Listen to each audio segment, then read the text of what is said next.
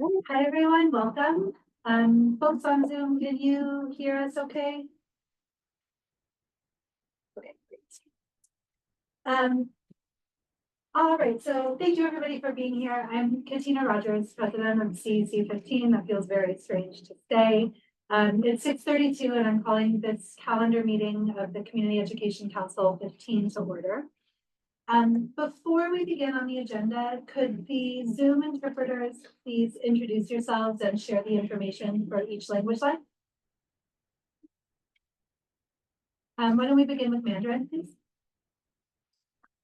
Yes，各位贵宾跟家长，我们今天有中文的普通话翻译，请拨打1347-966-4114，然后 ID 密码为721-998-736，请字号。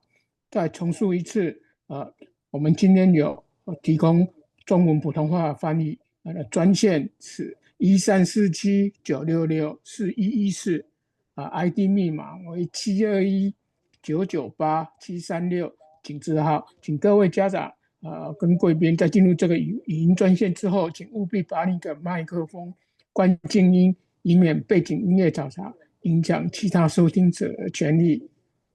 Okay, Mandarin announcement is complete. Thank you. Thank you. Could the Spanish interpreter speak next, please? The following message will be in Spanish. Buenas noches. Para poder escuchar la conferencia en español, por favor marcar el 347-966-4114. De nuevo, marcar desde su celular, teléfono 347-966-4114. E ingrese el código de conferencia 338-771-300, símbolo numeral. De nuevo, el código de conferencia es 338-771-300, símbolo numeral. Por favor, mantener su teléfono en silenciador presionando mute para evitar ruidos de fondo. Gracias. Spanish announcement completed. Thanks. Thank you. And Bangla, please. The following message will be for Bangla participants. আপনারা যারা আজকে অনুষ্ঠানটি জুমের meeting এ দেখছেন এবং বাংলায় শুনতে চান, সেক্ষেত্রে আপনাদের ফোন থেকে ডায়াল করতে হবে 347-966-4114। আমি আবার বলছি 347-966-4114 এবং পিন অথবা কনফারেন্স আইডি দিতে হবে 553-088-067#। আবার বলছি 553-088-067#। আপনাদের কোনো প্রশ্ন থাকলে বাংলা ফোন লাইনে আপনারা প্রশ্নটি করতে পারেন। এছাড়া যদি আপনাদের পরবর্তীতে এই নাম্বারটির প্রয়োজন হয়, মেসেজ এই ডিটেলগুলো দেওয়া রয়েছে, অনুগ্রহ করে মিউট করে রাখবেন। ধন্যবাদ। Thank you. Bangla is complete. Great. Thank you all very much, and thanks for being here for interpretation. Let's see. We will call the roll. You want to just do it, Jonathan, since you're in the room? Yep. All right. Sure, we'll have you do it next time. Okay, Councilmember Angelica Cesario. Present. Councilmember Jonathan Davis, present. Councilmember Elton Dodson. Present. Councilmember Ken, Ebby or Evie? Evie, thank you. Ken Evie. Present. Councilmember Angelica Jarimandan. Councilmember Katina Rogers. Present. Councilmember Kim Wanless. Present. Councilmember Jingsha Zhu.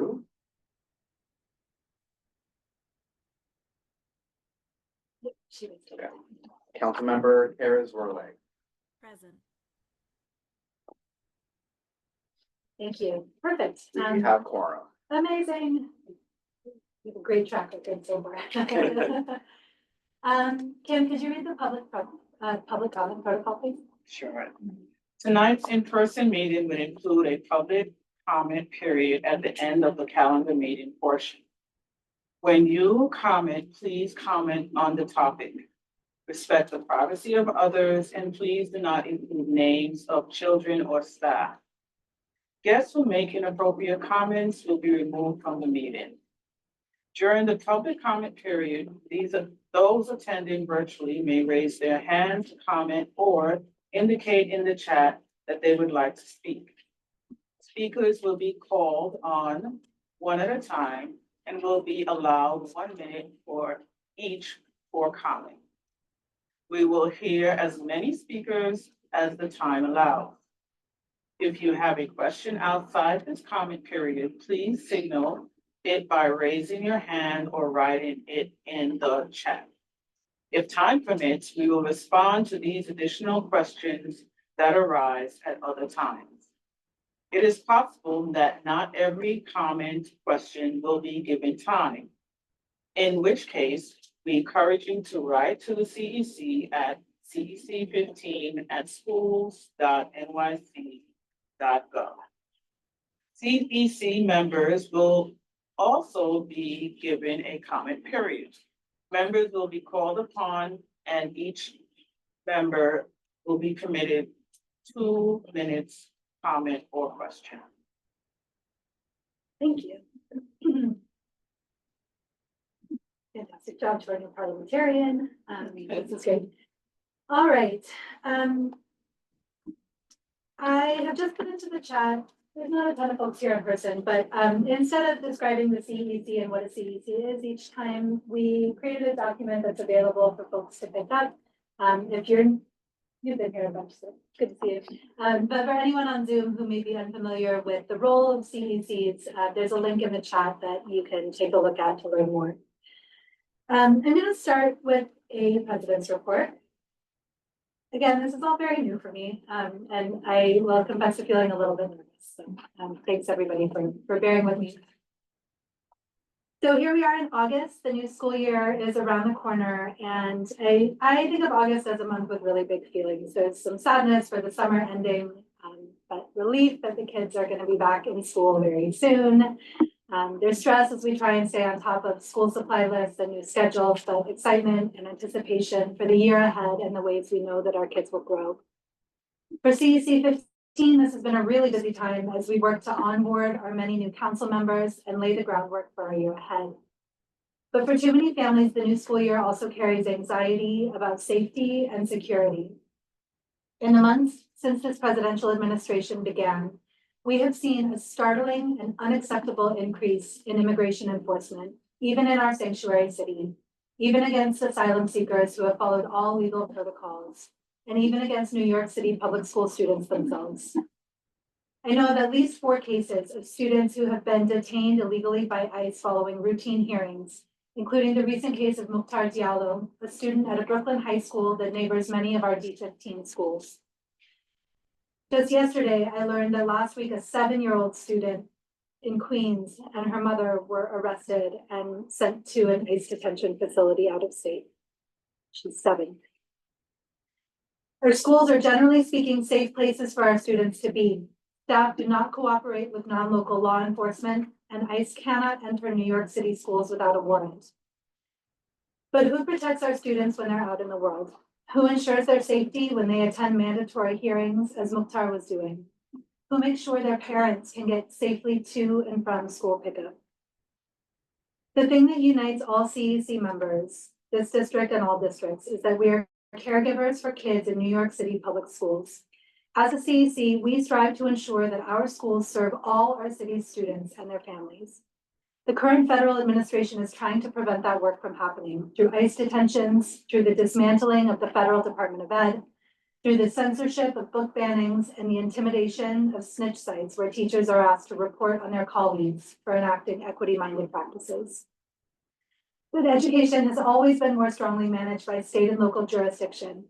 And for all the challenges and inequities of New York City's public schools, I'm grateful to be working within a system that I believe truly wants to support our children. And so we will do the work. In today's meeting, we'll hear about the ways that Project Open Arms is working to support immigrant students and their families, and we will vote on a resolution to protect students from ICE. We'll hear from Superintendent Alvarez about the ways that the district is supporting teachers in rolling out and solidifying new curriculum. And we'll talk about calendars and budgets and school liaisons because those are the nuts and bolts that allow this work to happen. As the year gets underway, I look forward to the ways that we'll work together to advocate for student and family safety, to protect our trans and gender expansive kids and their families, to strengthen special education and accessibility, to ensure accountability in school construction spending. These are just a few of the many priorities that people seated around this table have expressed a desire to work toward this year. I will note again, on nuts and bolts that we still have 3 vacancies on our council.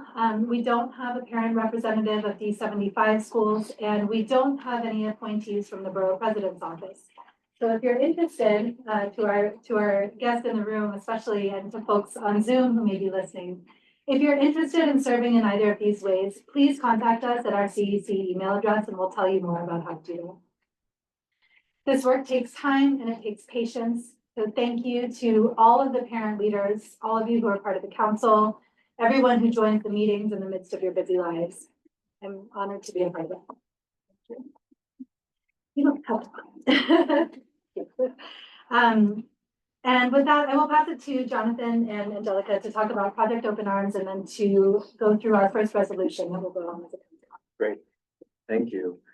So last week, we had the privilege of meeting with Tamara and Project Open Arms, with representatives from the superintendent's office, and Angelica Cesario and myself, and we were able to learn more about the amazing work they're doing to protect our students and families who are asylum seekers and who are undocumented within our communities. We wanted to get a sense first of what the breadth of what they do, but also what we can do within our district and our city to take meaningful action to protect our students and their families. So I just want to provide a brief initial summary, and then Angelica is going to sort of pick up from there and then introduce the resolution that sort of stems from a lot of this dialogue and discussion. So there were a number of key points that came from this meeting. So first was the importance to spread the message to the community and the schools that Project Open Arms is there to support. I think that it is, as they said, a small but mighty office of 3 staff people, which is not enough to do the work that they are doing, but they are doing it. And so more people need to know that they are there to support. I think that, like so many great resources, they're only a great resource if people actually know they exist. So I think us, especially as later today, we talk about where we're going to be liaisons with the schools across the district. A part of that work is communicating these types of messages to spread to their school community, all of the different school communities across the district, about just the fact that Project Open Arms exists and is there to support families and the students. Next, Project Open Arms is aware that when people are being detained, often it is a head of household that is being taken. Therefore, there are not people who are in the home to care for the children who are going to the schools. So a lot of schools across the district and across the city are creating these quote unquote care closets, or there are different names for it, but it's, these are spaces within the schools where they have pantries with unopened food, non-perishables, they've got clothing, they've got different types of toiletries, other essential needs for families where, in particular, if a head of household is not there to help provide that, there is access within the different schools. So one action that they hope that we can take is to really collaborate with the schools across the district to ensure that these types of spaces exist within the schools. If they do not, and if they do, just provide more support and gaining more resources to replenish what exists within these care closets. They also had the idea of partnering with local colleges and universities, with sororities, fraternities, other student organizations who are very dedicated to supporting the community. And so, we often reach our capacity in our lives, and we are all volunteers, but as someone who works with college students for my career, they are eager to do this kind of work. And a lot of their student organizations give them points they have this point system that they have to meet for the kind of work that they do.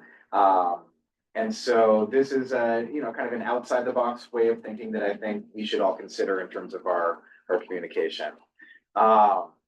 So beyond that, Project Open Arms is already creating multiple trainings that they're doing. They're doing a lot of Know Your Rights trainings, as well as other trainings to help people better understand how to navigate the detentions that are happening, and what other resources are out there. I know Superintendent Alvarez is going to talk a little bit more later about this and the work, including a session that's going to take place in September, in conjunction with the D15 Superintendent's Office. But one thing we really stress is the importance of offering these trainings multiple times a day in different languages to ensure that the families who most need to know this information have it accessible in a language and at a time that works for them. They are not recording these sessions because there is some fear of what that might mean. And so therefore they're trying to make sure that they're offering enough at different times in different languages so that there is access. And they said, if you need it at a specific time, we will make it happen. They're very, very committed.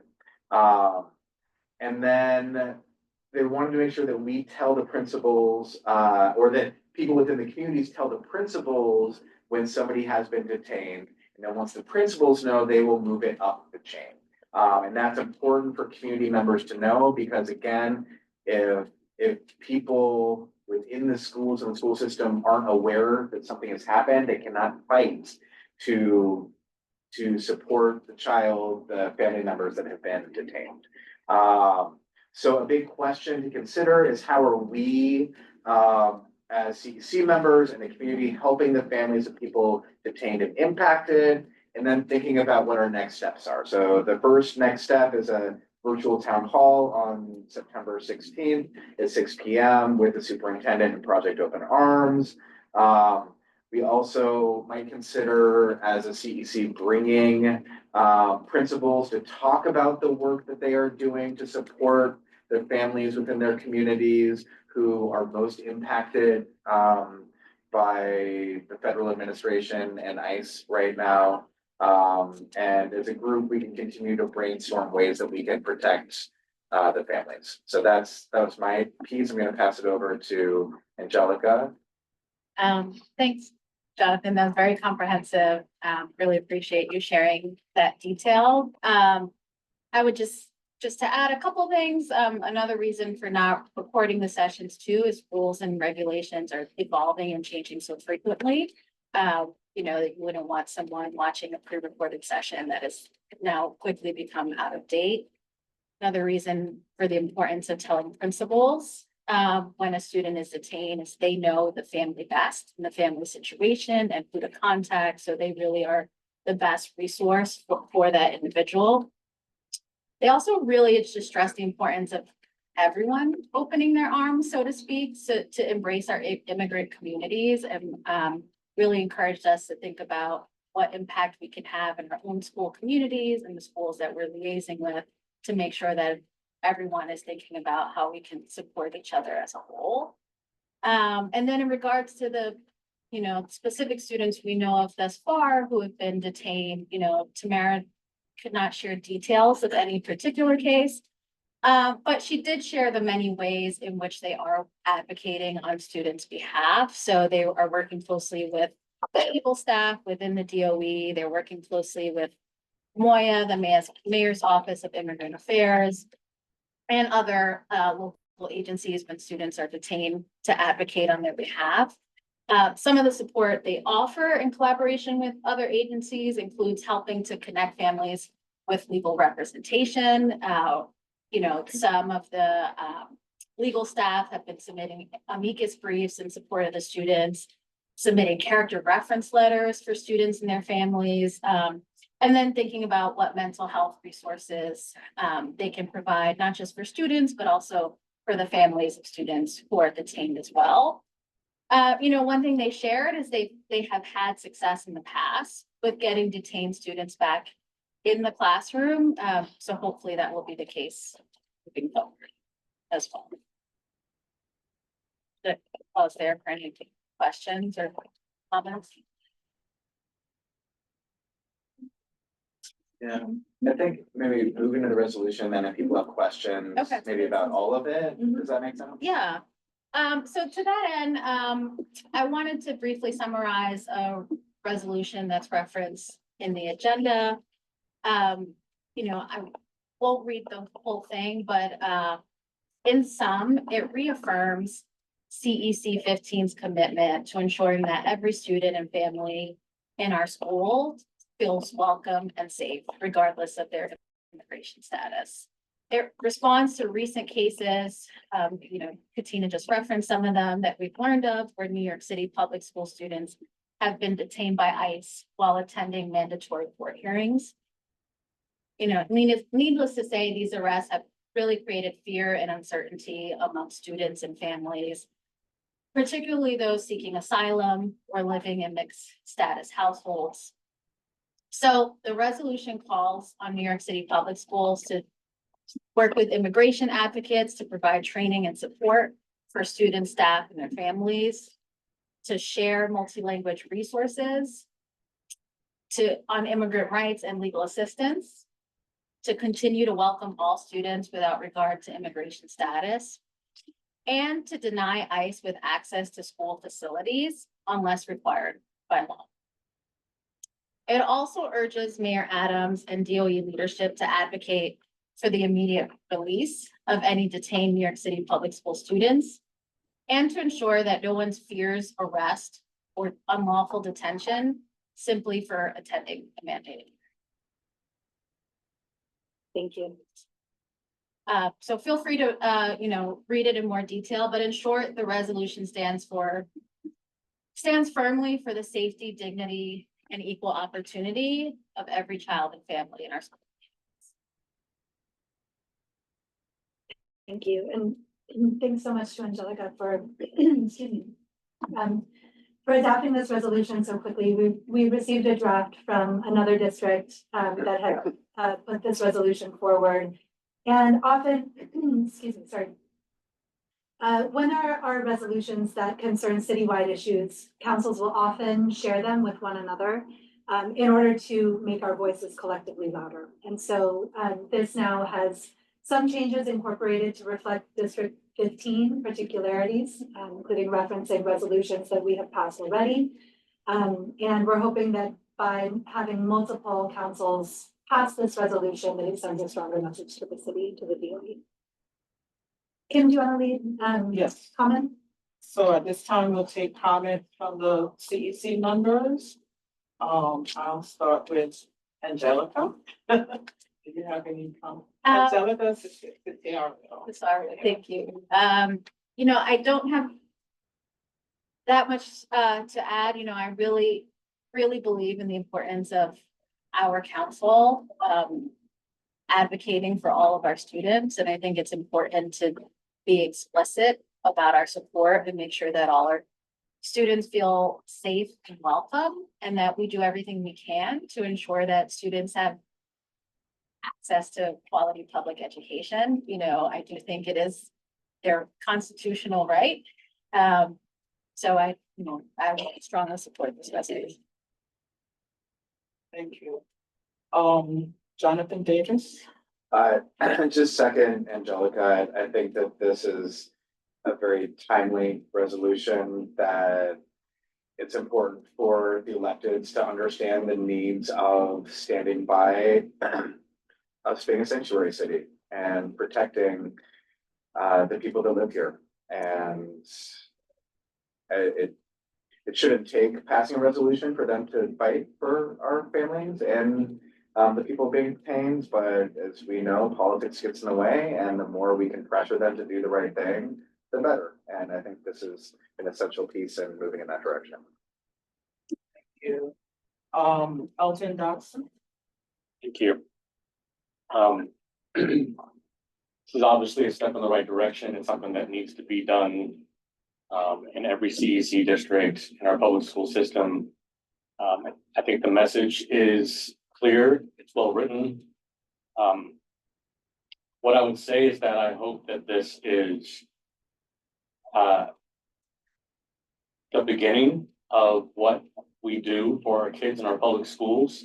And that as we progress and evolve in our partnerships, including with my city council representative, Alexa Alvarez, who is the chair of the immigration committee, who is doing incredible work, that our resolutions and or our demands get more substantive. This isn't an easy problem to figure out here or anywhere else, but as I said, as we build those relationships and we figure out what concrete asks can be of our DOE leadership and of our city leadership, I hope we are not remiss in continuing down this path as we figure out more concrete ways to protect our children. Thank you, Ken Healy. Yes, first I want to commend our council member, Joe Cesario, President, Tina Rogers for advancing this resolution so quickly and being responsive to what is really an emergent and important, unfortunately, very real concern that is becoming more real every day. I also echo fellow council member Alton Johnson's comments that we continue to look for ways that we can continue to present substantive content that will move the needle forward. We're obviously very passionate about this and very watchful. So in addition to joining forces with other CECs, thinking more about how we can lead on this issue as our district is very diverse, a large number of families that are impacted. I also want to kind of state the importance of us taking a very strong stand on this to the very basics and core of the New York City public schools and the impact of this terror on the ability for young people to learn. As the resolution states, it impacts attendance in school, it increases absenteeism, going to see impacts in the classroom, and those are long term. So it's not just about making statements, it's about ensuring that what we do is making these schools safe so that families will continue to send their children and the children can continue to develop and to advance as we all die. Thank you. Angelica Devandin. Yes, I just wanted to thank Angelica for putting this together. I think especially when you're a target, it helps. You're wondering who's gonna have your back, like who's gonna be the one to call and tell on, who's gonna support me. So thank you for putting this together, and I look forward to the meeting with the schools that I liaise with to help get these resources together and get everybody on the same page so we can bring a united win. Thank you. Tina Rogers. Proud that this is the first resolution that we're working through together as a council, and look forward to all that we'll do next. Ken Wallace. Thank you.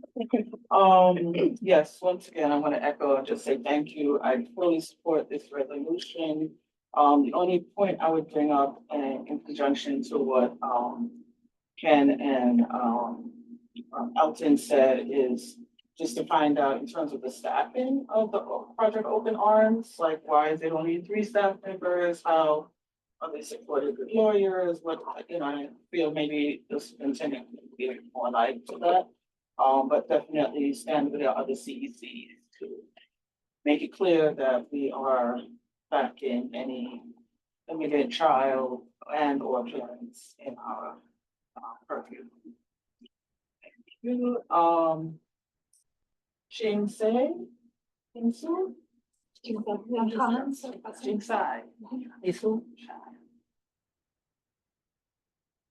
他们都发表一些建议给的。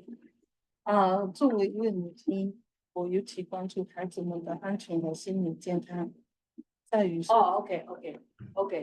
To be a mother, I very always care about the children, the physical and mental health.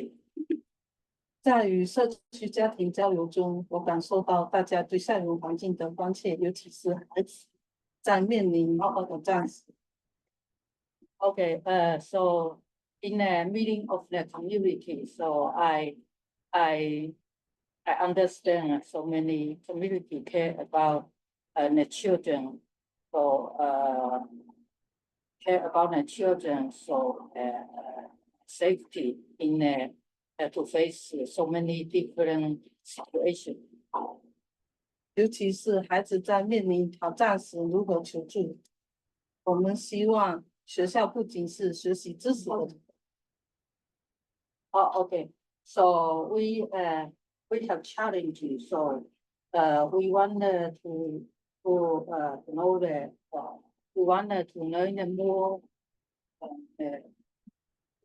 information. So to help my children and they face some challenge. 更是帮助孩子建立自信、学习尊重与关爱的地方。Okay. So the children, so how to protect themselves and how to be so safe in a different situation. 未来我希望能在 CEC 工作中推动更多帮助社交情绪、身心健康线。在哪里？这里。Okay.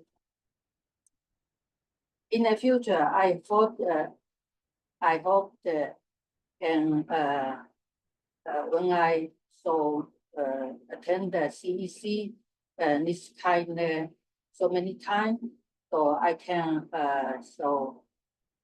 I can learn more about the community and the mental and the physical health and learn more self-protection and the community benefit and some of the chance of the another chance for the help of the community and ourselves. 让我们孩子在温暖中成长。Let our children can growing up in a safe and warm community. 也在成长中更坚强。And become stronger when they growing up. Thank you. Kara Sterling, who's on Zoom. Kara, do you have anything to add? Yeah, thank you. I'm thrilled and I'm impressed that we were able to turn this around so quickly. So Angelica C., thank you so much for that effort. This is obviously a very important and very timely issue. And I second Elton and Kenneth that I hope that this is the first step that this body can take to be a strong advocate on this issue and offering specifically concrete leadership and concrete support for the families in this district. Great, thank you so much. Okay, at this time, we'll now take any public comments from people on Zoom. Is there anyone that has a comment? If you could just raise your hand on the Zoom or put it in the chat. And while we wait for that, I'll ask anyone on the Spanish translation line if you have a comment.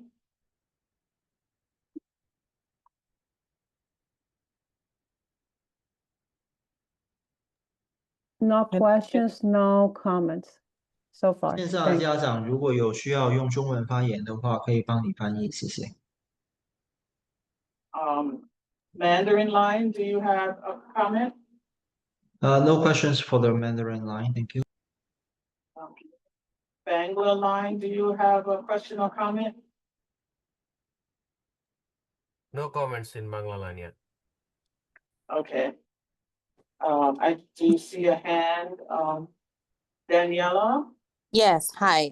My name is Daniela from the Office of Assembly Member Marcela Martinez.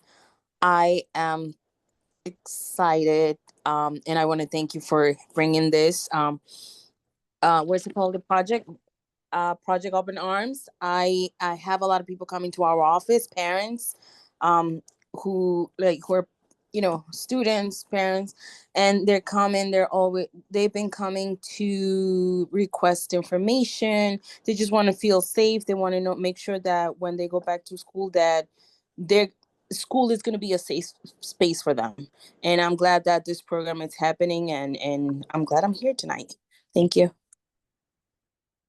Thank you. Did we have a question from Ann Weaver? Was your question answered?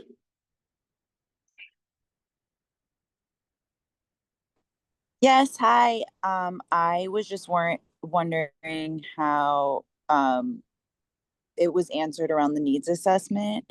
But also just curious if there's any other ways that parents can advocate for more noise on the issue and more intensity around just needing like a more firm stance from everybody around what's happening. If there's ways that you all think advocating around with parents would be helpful.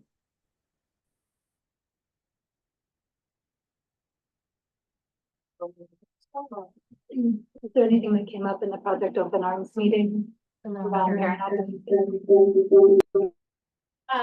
Not specifically, Jonathan, feel free to add. I would say parents and local communities should continue to reach out to this council and communicate with us any concerns. And, it's helpful for us to hear from the community and understand the community's concerns. So I would say continue to advocate, continue to reach out to us so that we can make sure we're representing everyone's needs and concerns. Yeah. I would also say, sorry, Go ahead. contact your elected officials often. It's really great that someone's here, Daniela, that you hear from Assemblymember Mateus's office. It's much easier for elected officials and for school leadership to prioritize moving something forward when they're hearing from people often. So even if you, feel like it's not going to do anything, making those phone calls, I think, can be really important. When there are specific detentions that occur, there are sometimes petitions and things like that get circulated. So keeping an eye out for that kind of thing when something does happen can also be helpful in circulating it to your networks. Yeah, and I was just gonna say, we could discuss as a council, I don't know what the stance is, but organizing rallies where families can come together to show their solidarity, and knowing that there are family members from the community who will not be able to join those rallies, but knowing that the rest of the community is stepping forward and advocating. Again, I don't know what we are capable of doing in that capacity, but I think the more our voice is heard in different ways, so, contacting the electeds, I think rallies are a very public facing way to do it that will bring more media attention, potentially circulating petitions. I think we just need to keep talking about ways as a community where we can, make this not an issue that is an issue of the moment, but a consistent issue that we continually are advocating for, because it's something that is going to unfortunately be something that we likely need to be fighting for some time. The last thing I would say is sorry. So I just wanted to add the President's Council as a conduit for rallying parents or having decisions made around how we can either do a rally or open town meeting, whatever. I think they should be really instrumental to it. Yeah, and similar idea. I mean, I think looking to mutual aid organizations, they've been doing this work for a long time. So connecting with existing networks and amplifying the work that they're doing can be really valuable.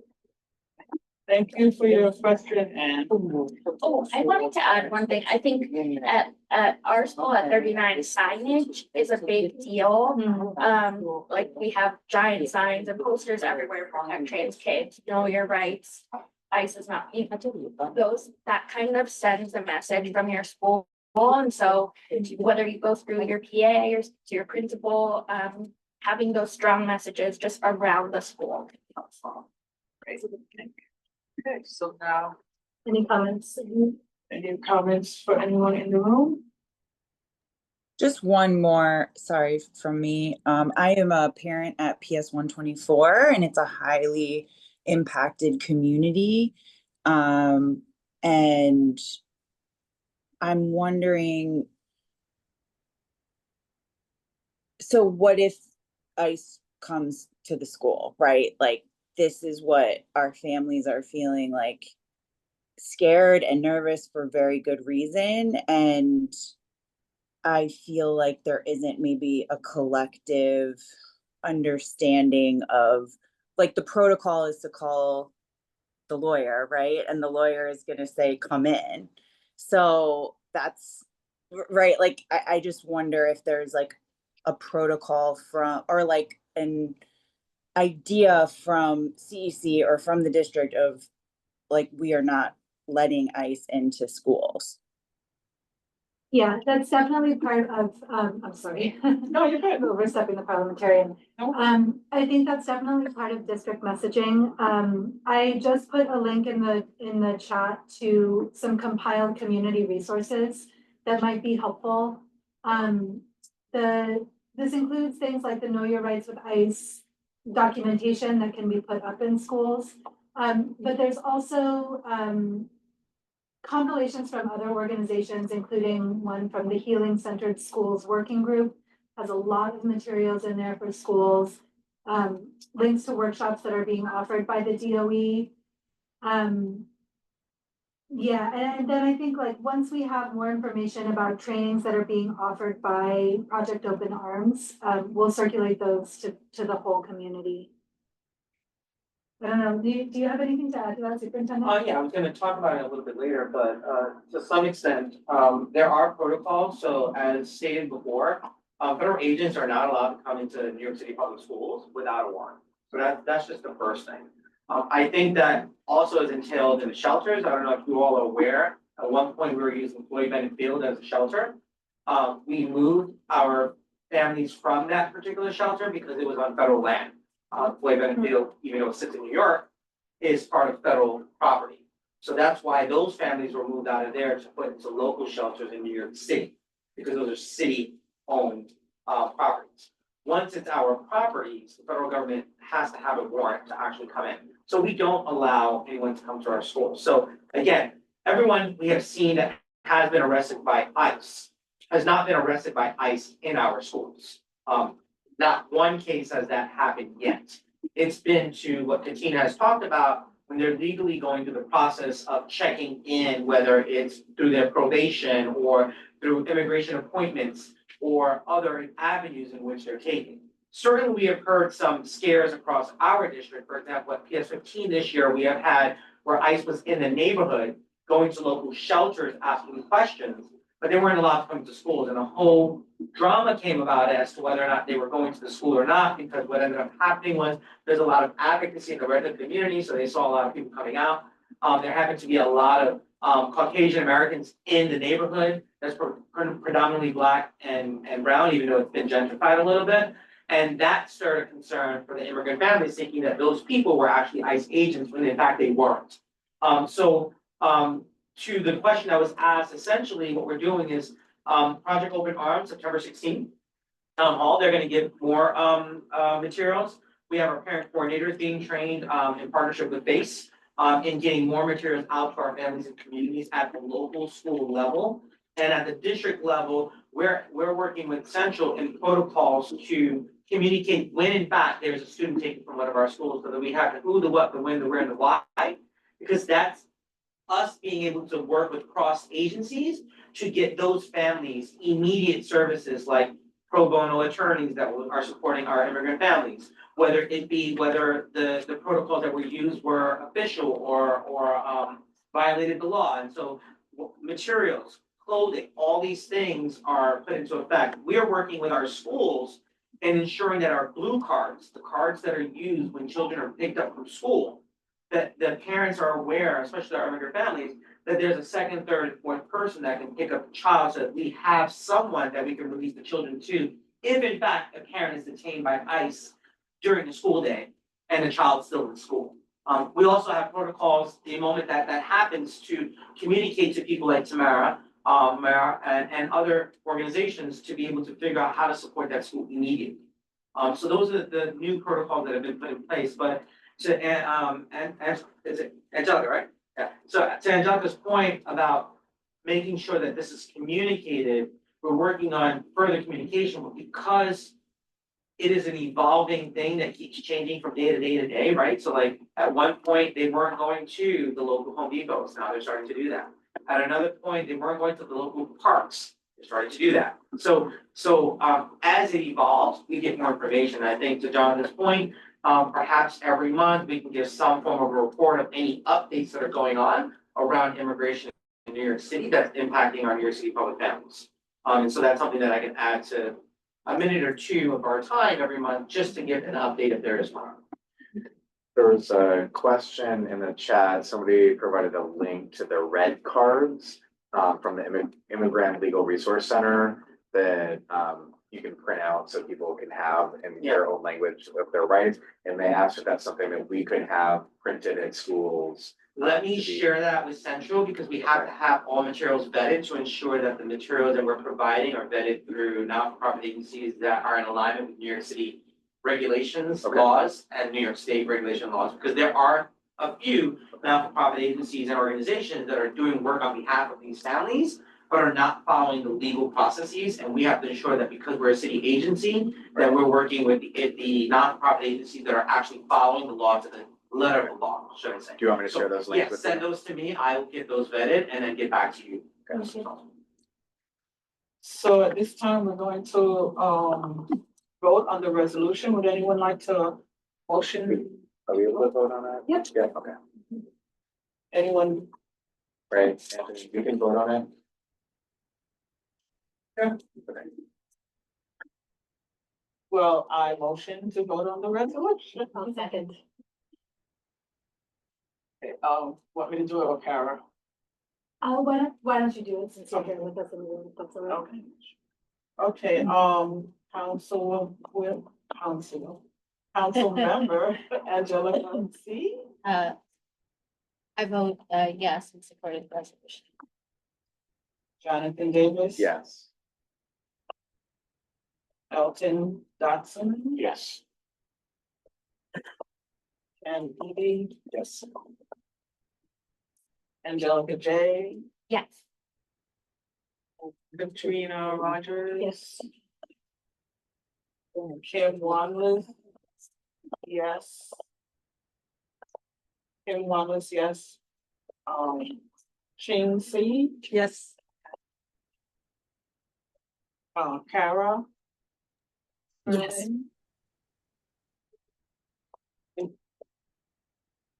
Okay, so the resolution. Resolution passes unanimously. We just have a question. Who was it that seconded the motion? Oh, I see. Okay. Yeah. Thank you. All right, Superintendent, we'll turn over to you. Do you want to join? Yeah, I'll come over here. Okay. Right there.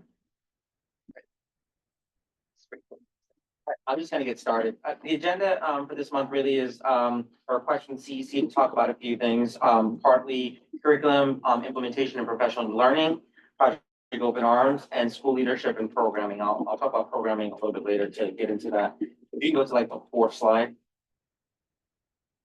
Yeah, there, one more back. Yeah, just back one.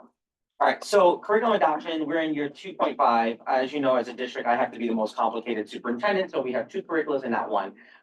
Primarily because in consultation with principals advisory and assistant principals advisory, there was a need to say we should have two curriculums because we have dual language students, many Chinese and Spanish speaking students, and to translate a curricula into 3 languages is just going to be impossible to try to learn, but also to try to implement and also translate. So it was a lot. So we went with HMH into reading for our dual language schools that primarily have Spanish and Chinese, and all the other schools with wisdom. Right there, you're seeing the implementation guides that were provided to schools. to support them in navigating the curriculum, because the materials that they received is so convoluted and is so much materials. We've placed it in a guide that makes it easier for the teachers in our district.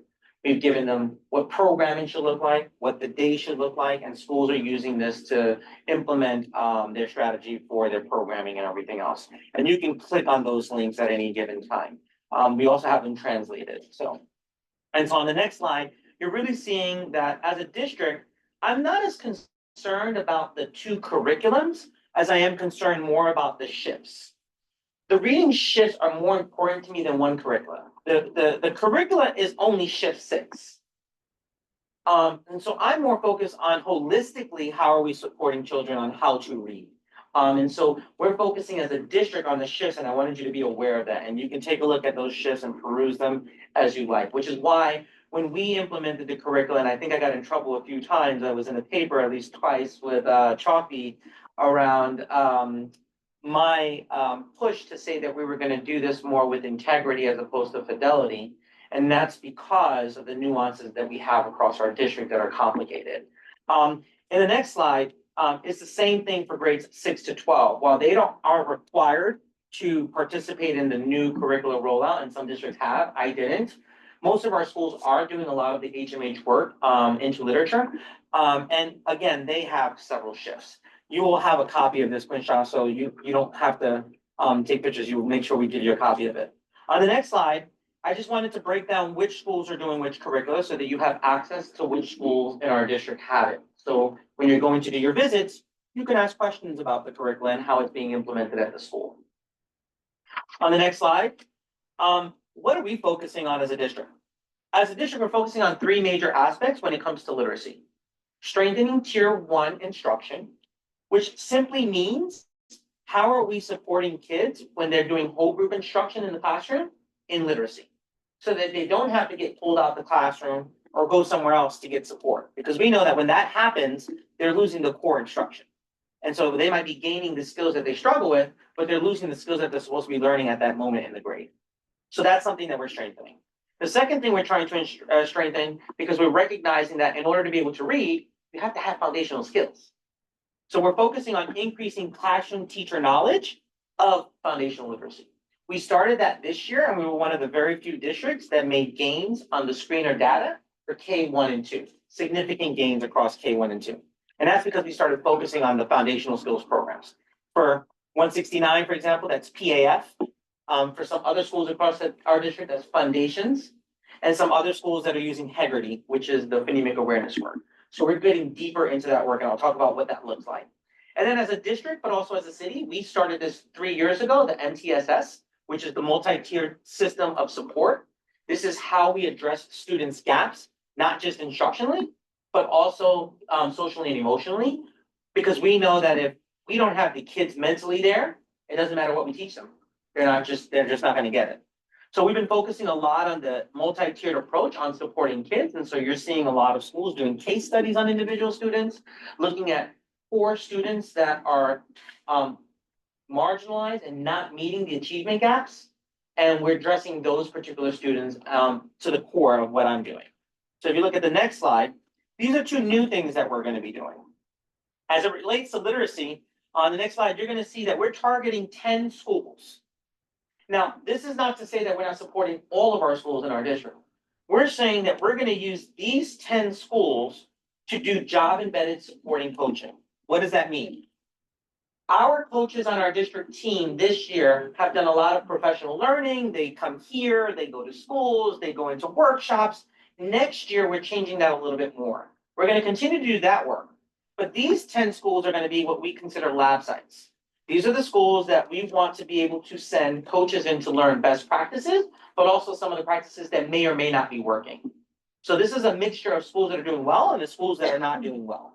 And the intent is to have our team coaches go to those schools to do the literacy work with groups of teachers and teachers from different schools, from different parts of the district, to see a practice being put in place as it relates to literacy, in partnership with the Teaching Matters coaches that we already have that are paid for by the DOE. The second thing that we're doing is what's called teacher professional learning, which is the district literacy team offering a 6-part professional learning series called LIFT. LIFT is literacy instruction for every tier. And what that is getting teachers a deeper understanding of the science of reading. When they complete that 6-part series, they're going to receive 12 hours of CTLE credit, which are part of their mandate for the state to have a certain number of hours every 5 years to renew their certification. They're also going to get a micro certification in science of reading. And that's because we're trying to build the muscle of every single teacher in our district actually knowing how to teach foundational skills. I would argue that most do not, because our colleges haven't met up with the times of today's society and the expectations of how to teach reading. They've gone through the basics of reading, but they haven't gone to the details of how to teach reading. So what they often do is use the curricula as their supplement to teach reading, but sometimes they may not know what implications something has from something else. And so we want to build that development of our teachers across our system in our district. And so we're doing it in tier levels. Every school, as you heard me in the last council, talked about the IMSE and the Horton Gillingham training. Every school is expected to have their K-2 teachers trained this year. And so many of the schools have already started. Some actually started this past year knowing that I was going to do this and started doing it. And that's just to develop their skills to provide the support. On the next slide, some of the math, and I'm not going to go too much into the details, but we're really trying to get students to be empowered to make sense of the mathematics. It's not just about the rote responses, but do I understand what I'm doing mathematically? We want them to have more collaboration and discourse with one another. We're trying to push for student-centered and inquiry-based mathematics. There's been an ask and there's been a fear that I'm pushing all of our schools to be IM illustrative math curricula. I'm going to show you that 1, we're not, and 2, I'm not pushing for that. I am pushing for 2 curricula, and I'll talk about why. And we're wanting kids to have productive struggle, but still have high cognitive demands so that we're not dumbing down the curricula and making it so simple, but when they take a standardized assessment, they can't do it without the additional supports, right? And we want them to have a conceptual understanding in math and not just rote mathematics. And so on the next slide, we're trying to strategically elevate student voices in math conversations. We're helping teachers plan lessons around how to do this because they're not used to doing it this way. And then we're trying to do a lesson synthesis, which is evaluating the lessons and seeing what impact we're having with student outcomes as it relates to these particular lessons. And so if you look at the next slide, this year we created a math guidebook. That guidebook is really to help teachers, but also help parents. It is being translated. We don't have it fully translated yet, but it is being translated for parents to have access. What you're going to find there are all the shifts in the mathematics, but then in each shift, it's also going to show examples of what that looks like and some videos for parents to be able to see how they support their children. On the next slide, here are the schools across our district and which curricula they're using. So as you can see, most of our schools are using illustrative math or Eureka Square. Those are the 2 that I endorse as a superintendent. Why? Because those 2 curricula are very conceptual understanding focused and heavily, deeply in critical math thinking, which is expected in order for kids to be able to be successful in mathematics. We do have the highest math score in at least the last 11 years of District 15's data for the past 11 years. And we had the largest number of students testing in ELA and math for the first time in more than 15 years.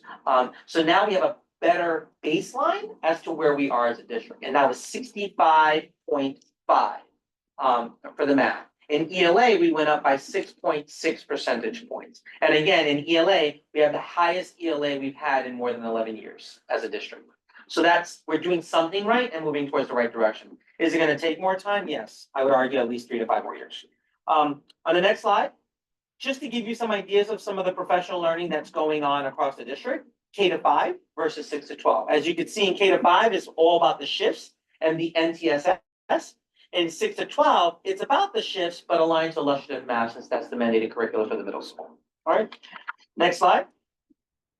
Just a little bit for you to know about the math professional learning and the coaching that at the elementary level, we're doing some math lead series using MTSS to do outcomes driven modeling in mathematics. the implementation of IM for some of the schools that are doing the IM that need this specific training, and then a targeted additional coaching support for specific schools. Those specific schools were the 10 schools you saw earlier for the literacy. In 6 to 12, it's again moving with the math shifts and the implementation of IM. Thinking about how we do tiered support because different people are at different levels of IM. Some schools had started IM before we did. So we're trying to tier schools because it makes no sense for somebody to learn foundational math skills when they've already done it versus implementing a more advanced. So we're tiering the schools. And then again, as I said to you, the job embedded coaching that's being supported by Bank Street. Our vendor is Bank Street, right? Next slide, as I'm not going to go through these specifically, but on the next slide were the 3 areas that I talked to you about. Strengthening tier 1 instruction. I promised the last CEC, and I think last month I also promised you all that I was going to have that 5-year plan. This is the year 2 of that plan, and I just wanted you to see what it would look like. And so you're going to see in strengthening tier ELA instruction, there are about 7 different areas we're working on. In year 2 here, you're seeing foundational literacy. These are the 4 specific areas we're working on. I'm not going to go into detail about it. I think you've all read it and you probably have your questions. I'll let you ask those questions. And then the last one is moving towards a complete intervention MTSS structure in all students. Please note that that structure is expected to be implemented fully by 2028. Right now, we've shared with the schools what the expectations are for each of the structures, and we're giving them the next 3 years to solidify those structures so that they're taking the time based on where they are. And again, it's a tiered approach. So some schools, for example, one of the things that's expected is that they have a 4 to 5 times a week win period or SRP period. A win period is an opportunity for everything to stop and everybody get what they need at the level that they're at, right? That's what that really means. A strategic reading period or a win period, right? Some schools have 2 periods now. Some schools have 1 period. Some schools have 3 periods. That's okay as long as they're working to progressively get towards that 4 to 5 periods by 2028. So we're giving them time to get there. They've done a self-analysis survey to identify where they are. We now know. So we are retailoring next week with our team. What are some new professional development we can provide to give them opportunities to get the support that they need and cheering them. And that comes with what the next slide is, which is really about the learning catalog for teachers, leaders, and support staff. Just so that you are aware, every single school has a targeted PD plan that was developed in May and June of this past year in preparation for next year in alignment to their school's CEP, which is also aligned to the district's comprehensive education plan. And that's the plan that the state uses to determine how we're moving forward in terms of our goals, and the schools use to align to theirs. We also have a central professional learning catalog that offers great learning opportunities for schools and school leaders around the shifts and the MTSS process and curriculum supports, just so that you're aware. And this is just a snapshot on the next slide of some of the PDs that we've offered. The schools get this, they're able to register, they're all CTLE, so they're able to get credit for these things. The schools register their teachers for these particular things. And on the next one, you can just see a copy of the math ones, just so that you have an idea of what those look like. Next, we talk about families, and we're getting deeper into families. I'm going to explain why here. So as you see, the first 3 PDs are the scope and sequence of math and reading, which is what the CEC had asked us, but also parents about giving us more support around the curriculum. So we're going to be doing that on the 14th of October. And then following that, it's going to be a part 2 for literacy on the 17th and a part 2 for math in January. But that doesn't stop there. What I've instructed my math and reading teams to do is to work with my family leadership coordinator, Michelle Ortiz, to actually do the development and training of our PCs, parent coordinators, around the guidebooks that I showed you earlier, so that they're using the guidebooks in their professional development with their parents and training them how to use that tool at home as a supplemental tool for a parent around the curriculum that's being expressed in the district. So you saw the math guide. I shared with you last year the preliminary guide of the pillars of literacy, where we did phonemic awareness, phonics, and fluency. You will be getting a copy of that probably before the next CEC meeting. And that's going to be something that's also to be utilized where parents can identify, oh, my child needs support in phonemic awareness around phoneme segmentation. And you're like, I don't know what that is. You're going to be able to have a description of what that is in the most basic terms. You're gonna get an example of what that looks like. And then you're gonna be able to click on some videos to be able to see how to actually do that type of work at home with your own child. That is us giving you the tools necessary to be successful at home. The good thing about it, and I see Jean Schwa, the good thing about it is those videos can be translated in 180 languages. So it'll be in English, but the subtitles will be in the bottom so you could see in your native language how to provide support for that. We are also expecting that when we finalize our guide, that those are also translated in 5 languages in our district. That'll be English, obviously, Chinese, Bengali, French, and Spanish. So giving you that and some of the other PDs that are actually happening. If you as a CEC have ideas about professional development that can be done as a district for family workshops, please feel free to email Michelle Ortiz as well as Brenda Diaz so that they can actually set that up for you as a CEC. Don't be afraid to ask for what kind of PDs you want to see as a CEC for our community.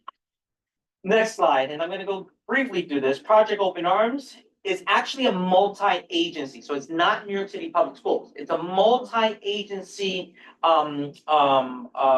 endeavor that includes New York City Public Schools, that offers a comprehensive plan to support families seeking asylum and to ensure children are provided full ranges of services.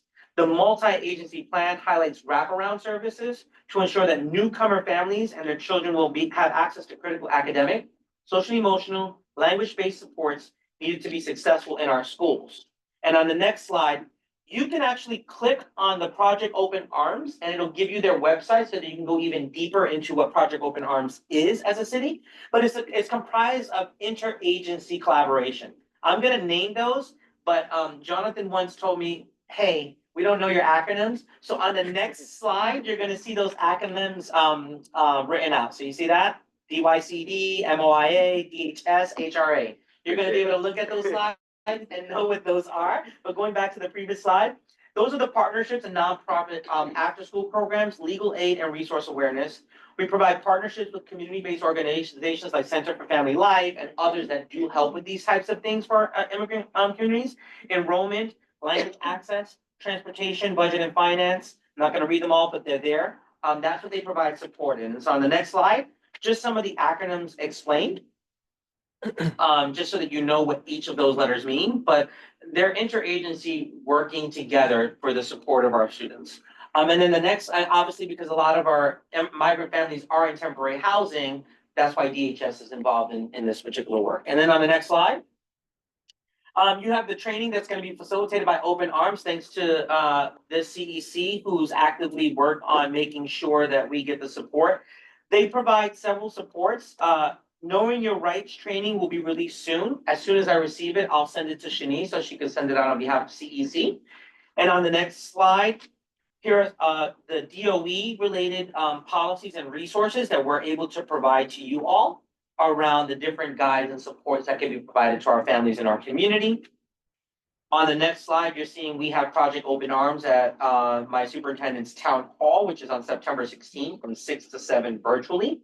I think it's important for the Open Arms, Project Open Arms to be done virtually. While I know that a lot of our migrant families prefer coming in person, I think it's safe to say that we don't want to advertise that we're bringing our migrant families to a town hall that's live in public, right? Because that just gives incentive for ICE to show up outside. And so I prefer that these actually happen virtually. So this one's gonna happen virtually.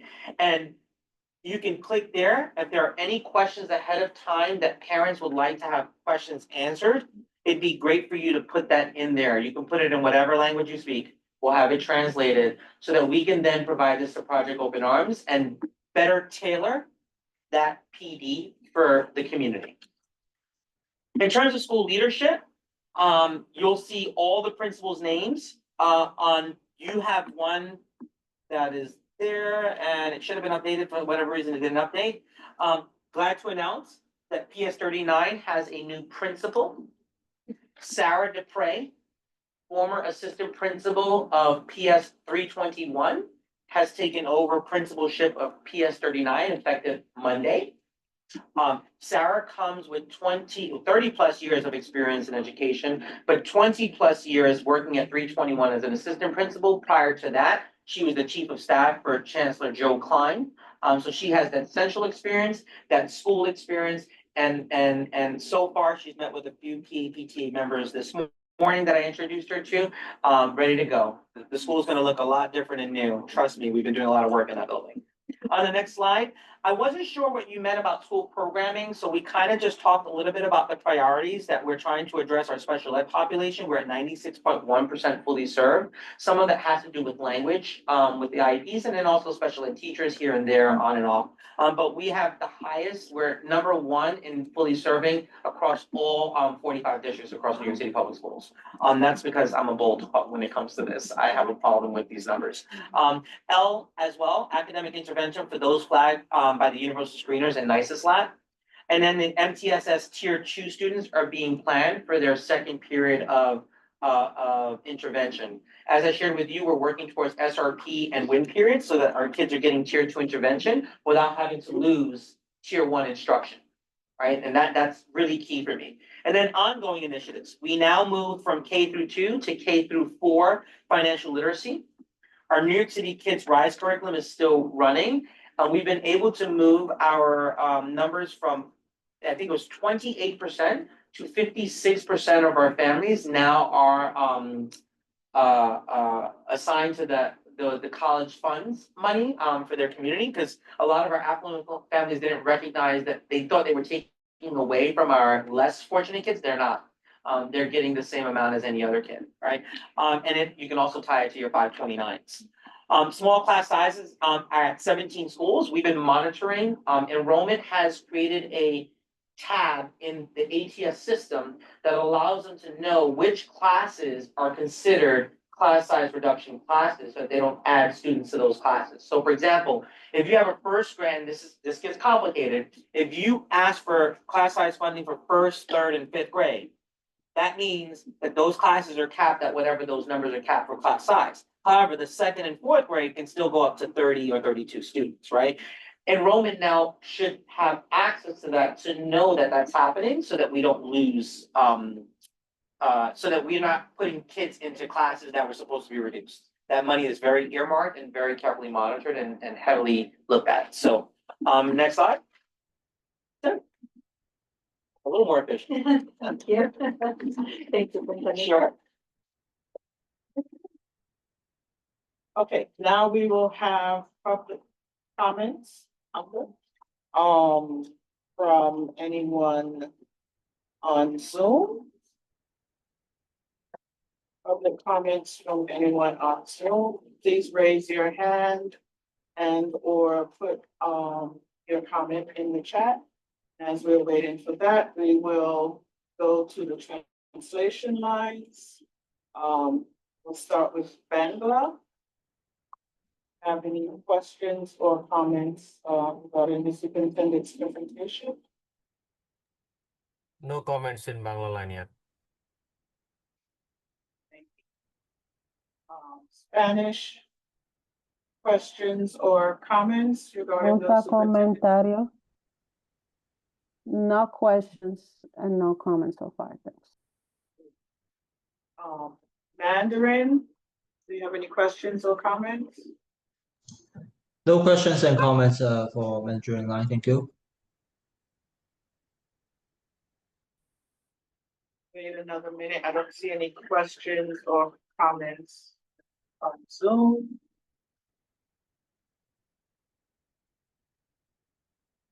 Wait time, I guess. I think we can go to We're gonna move on. Yeah. Okay, so let's hear from our CEC members. Check for in the room first. Oh, sorry. In the room, anyone present? Actually, I have a quick one. Sure, I'm sorry, Bob. So, like nuts and bolts as far as that construction, I came across this a couple of times, right? Where, that pacing, I don't know, if the issue does traditional, it's challenged with our condition. I find that in my particular situation, it wasn't, that piece out appropriately. Yeah. It's something. So there's been some changes, because what happens is they make adjustments to based on what they're seeing in data. So for example, the way the curriculum is designed, there might be a unit that the unit goes for 6 weeks. when you only need 3 weeks of the lessons, versus the 6 weeks that the curricula provides. Because remember, when they're creating the curricula, it's sometimes by state, but also nationally. And so they design it based on what they think should be covered in math by grade, based on what federal standards are. But that might change from state to state. So we might see that some kids don't need these particular groups of lessons as quickly as they do. One of the things that I don't do, that some districts do, is that they have pacing calendars for lessons by day. I don't do that because I think that we have to evaluate on a daily basis how kids are doing and determine what the next steps are. And on a weekly assessments that are given on a Friday or whatever it might be, might have schools have to step back for a day or two, or might be able to go forward a day or two because the kids might already have it. So why teach something that the kids basically all have? So there isn't a generic, a specific pacing, but there is a general pacing of how many modules. You'll be able to see that in the guidebooks on the PowerPoint slide when you get on the CEC website when it's posted. In the guidebook, when you click on the ELA guidebook for whatever school it is and the math, you should be able to see what the general pacing is for the particular curriculum that exists. Okay, and is that standards based versus like, Yes. like, okay, if you do it based on standards, then Right. a resource is a resource. Correct. So. Yes, and Like yes. curriculum. So they're expected to use the curricula as their main tool, but they can use supplemental materials to support the main tool. Right? So the main tool is the actual curriculum. So if it's a school that's using Eureka Square Math, they're gonna use the Eureka Square Math curriculum, follow its pattern in terms of the teaching of the mathematics, because it's research-based and research aligned, right?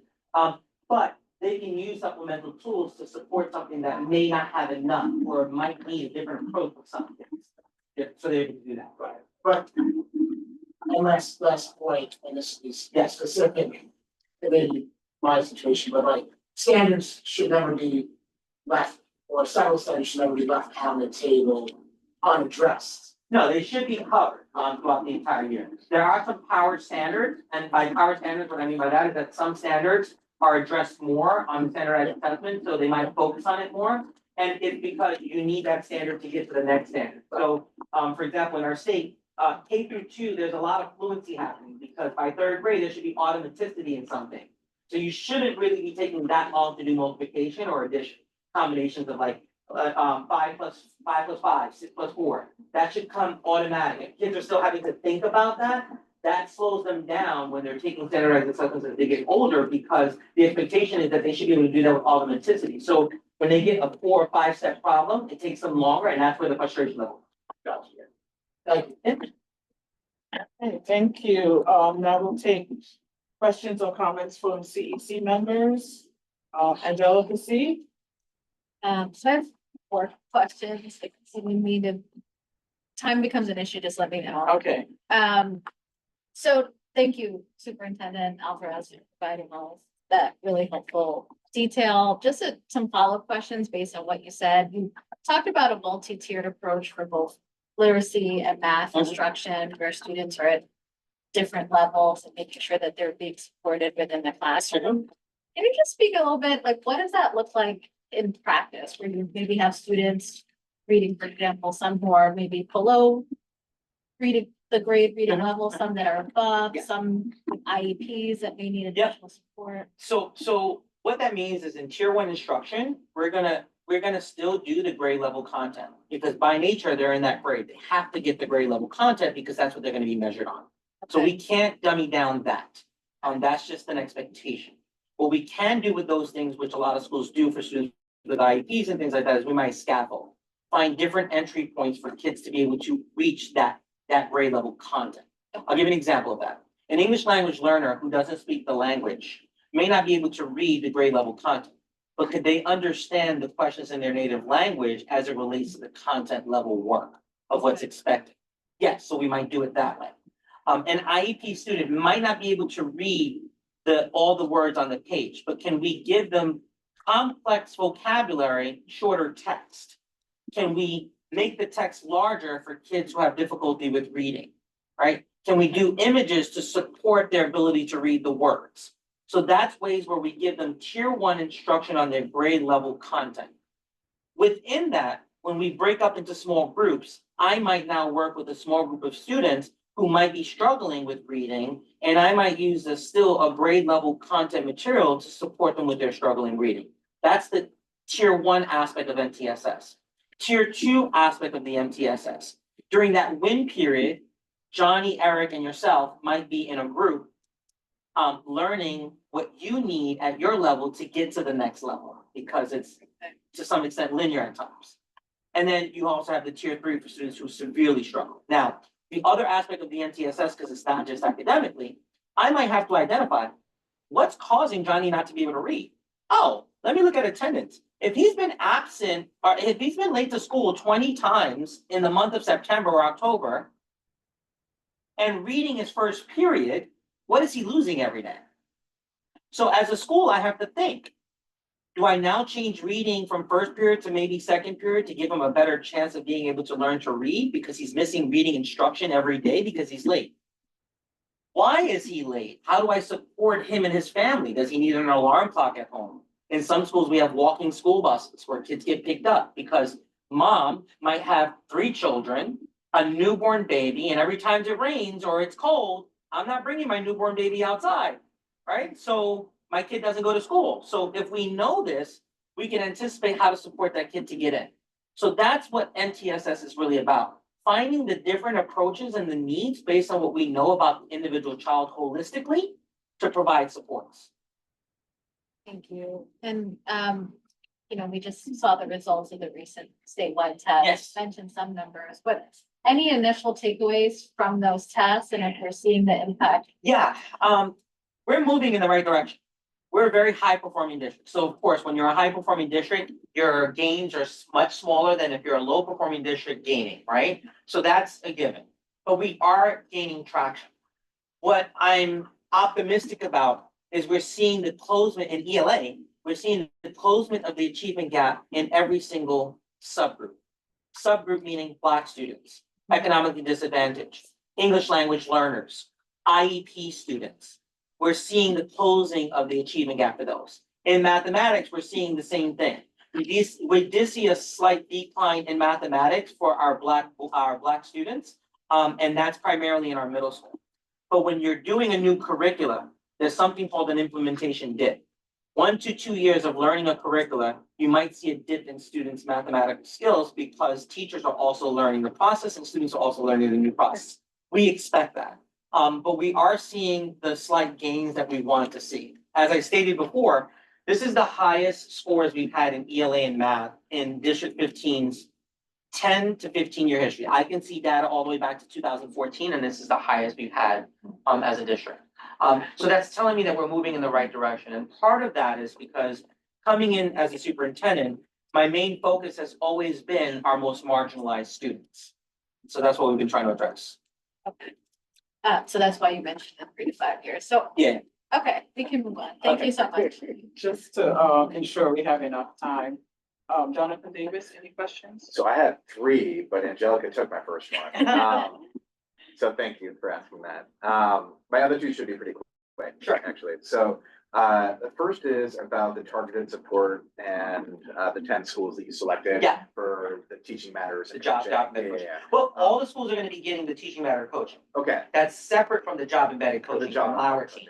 Okay, got it. Yeah, so that was my question about whether, because I know that Teaching Matters was kind of district-wide last year, and so based on that slide, it seemed like it was maybe just 10 of the Correction, 40 no. schools? The Okay. Teaching Matters will be giving 7 full sessions for every single school that's in our district. Okay.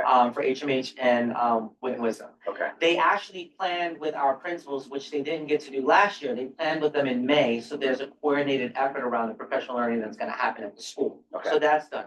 The job embedded is our accountability of the team members on our team to provide more job embedded coaching support, because we recognize that the more you're in the classroom with the teacher, helping them figure it out, the more impactful you're going to be, because they need to see it and not just hear it.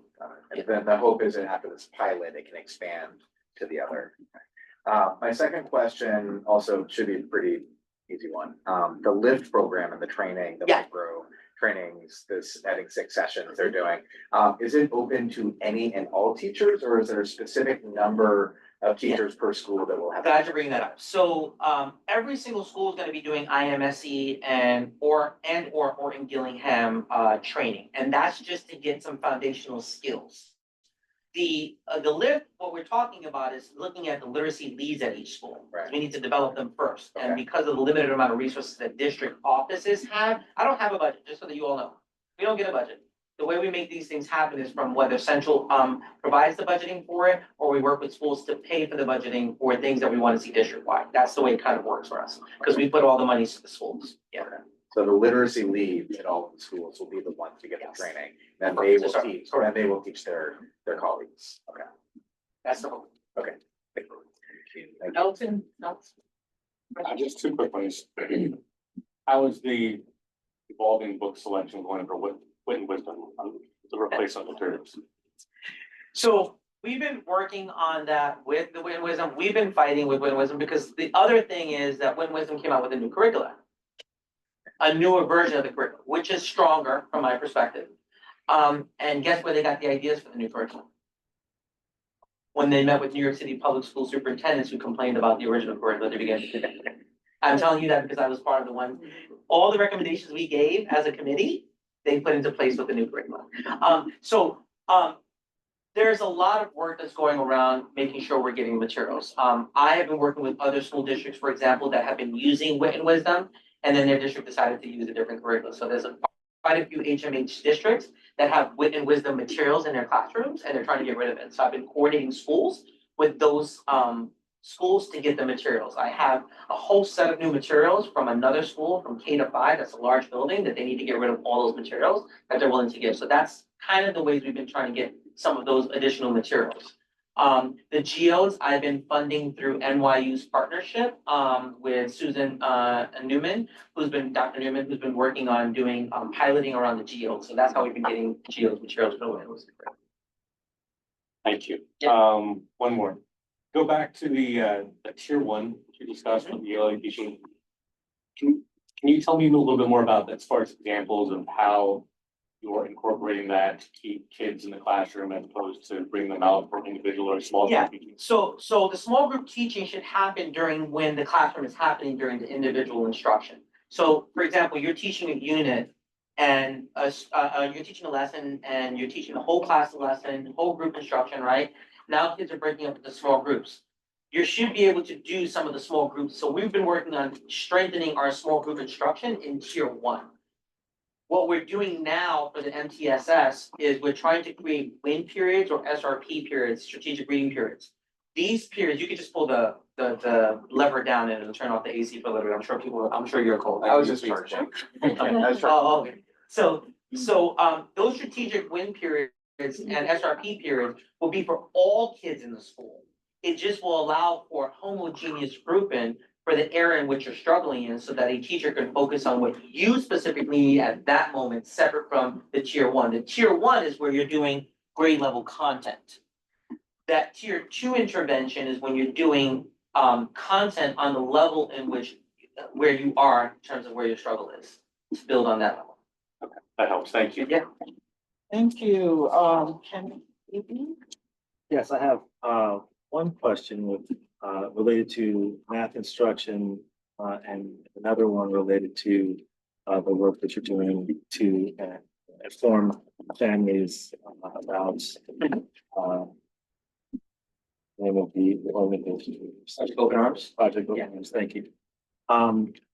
This is from a few parents, elementary school. The math instruction, I heard from a few parents, myself included, I found there are some strategies that are implemented, I think, in the spirit of teaching children, giving them kind of inquiry-based learning, giving them various tools to develop mathematical thinking that seem to sometimes obfuscate some of the basics. You mentioned the need to develop a certain level of automaticity at some point. And when I hear that word, I think of rote learning. I just think, what's 5 times 5? Yeah. Right? As opposed to thinking about the different groups, the diagrams that you draw. And so I just wanted to know kind of, how are you kind of implementing that automaticity, or how are you seeing the most effective development of automaticity? Especially at those early stages where you're learning some of the basics that you're going to be building, Right. and you're hopefully going to have a level of automaticity to, to save your brain power for some of the more complex. Yeah, certainly. So that goes kind of back to what our parent here was asking about. That goes to supplemental materials, right? So one of the basic ways I've seen this work, and I did this as a classroom teacher myself, and I still push this as well. And there's nothing that says you can't do those things. So I just want to be clear. I think part of what the issue is that especially in elementary schools, and I know this to be true, which is why we are collecting their programs. They're expected to hand in their programs, I believe, September 21st to the superintendent's office. I want to review what their schedules look like for each individual classroom teacher, because what I've experienced in District 15 is every teacher in elementary school gets a program card and says, create your program based on these things we're telling you. And then every teacher creates their own schedule, right? Around the cluster periods or the arts and stuff, and around the lunchtime. And what I've recognized, and we learned this when we did the reading implementation of identifying what people were doing during the reading implementation, we learned that they weren't teaching foundational skills. They were focusing on the curriculum, but that curriculum does not cover foundational skills. That curriculum is covering fluency, vocabulary, and comprehension. It really wasn't covering phonics, phonemic awareness, and full fluency, right? There's supplemental materials that do that, foundations, PAF, UFly, those are established phonics programs. They weren't being done. Or they were being done, but they weren't being done with fidelity. So we would go into a classroom where we see 5 minutes of that instruction being done, and then the rest of the 90 minutes was all the curriculum, right? Or whatever else it was. We identified that and put a stop to that. I collected schedules for this particular reason, because what I'm also recognizing, specifically in mathematics, is that teachers are doing 1 period of math a day. Now, in your school, it might be 50 minutes. In your school, it might be 40 minutes. In your school, it might be 45 minutes. If you look at what the requirement for math education, math instruction is per day, it is not 45 minutes. It's a minimum of 60 minutes a day. And that's not being done. And I'm now aware of that. And so what's happening is they're getting through the curriculum, to my parents' point and to your point that you're sharing now, and they're not getting through some of the other things that they can be using supplemental materials to do. So one of the things I used to do to teach that automaticity, that wasn't even during my math instruction time, to get online, to go to lunch. I would say, what's 5 times 5, 4 times 4, and I would call on kids to be able to get their stuff and get online. And then kids who I knew struggled, I might give an easy problem so I can just call on them and let them, because they're just starting to practice. We used to give what's called 2-minute fluency sheets, where depending on what level you're on, you do the fluency sheet, you get 2 minutes to complete it, you're practicing that skill set of automaticity and fluency, which is necessary.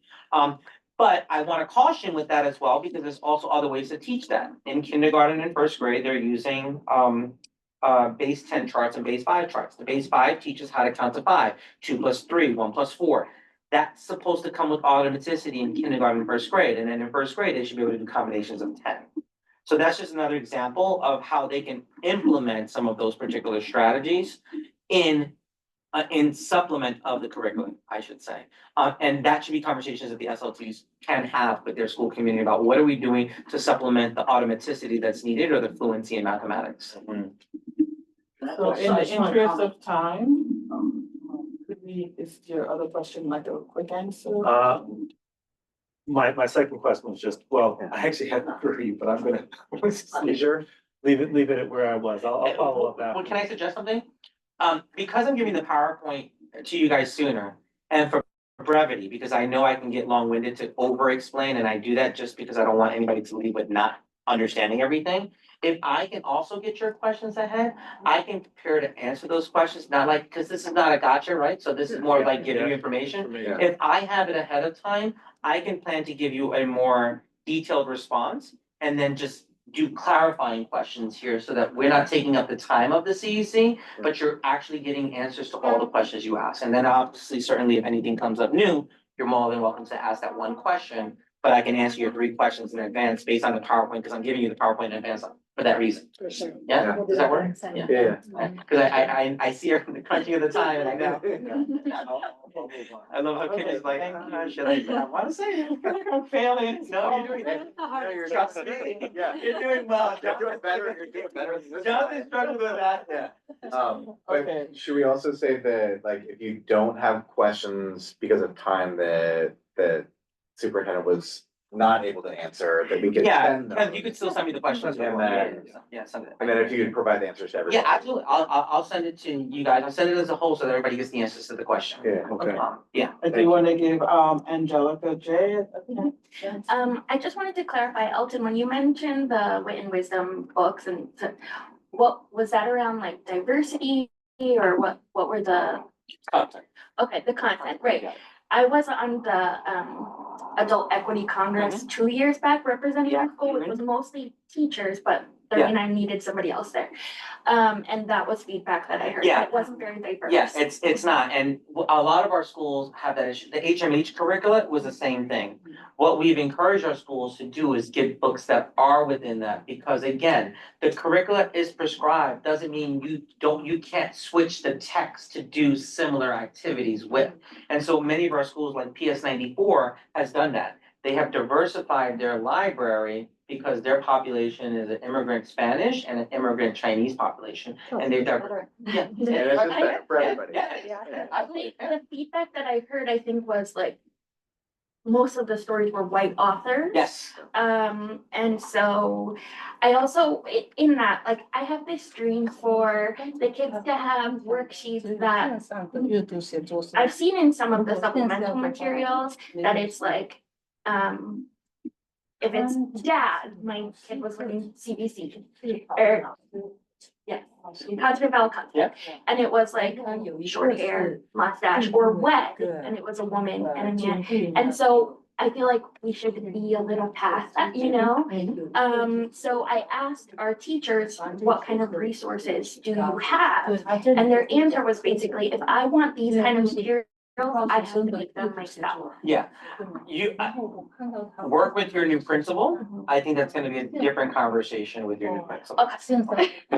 For your specific school, but to your point, yes, schools do this, and this is how they decide on grade level team meetings. And so, again, that has to be a question that's being asked by SLT members to the school leader and constituency. Because to be honest with you, a lot of movement happens in a school from the parents' perspective when they're involved in that decision making at the PTA members as on the SLT. Because school leaders, from what I know, and the smartest school leaders take advantage of the expertise of the parents and the community and try to at least implement as much as they can within that. I think, not just for our school, but when I was speaking with another parent about it, they said, my daughter notices that none of the names in the materials are like hers. And so I just, if there was a way to have, because the teachers already do so much, to expect them to also create these. Yeah. If we weren't all reinventing the wheel, you know. Yeah, that can be difficult financially for schools, especially schools that don't have a lot of funding based on, whether they're Title I or not. But some of the other things that I've seen is switching the names, switching some of the materials, making a copy of a material and switching, information. That's not the answer.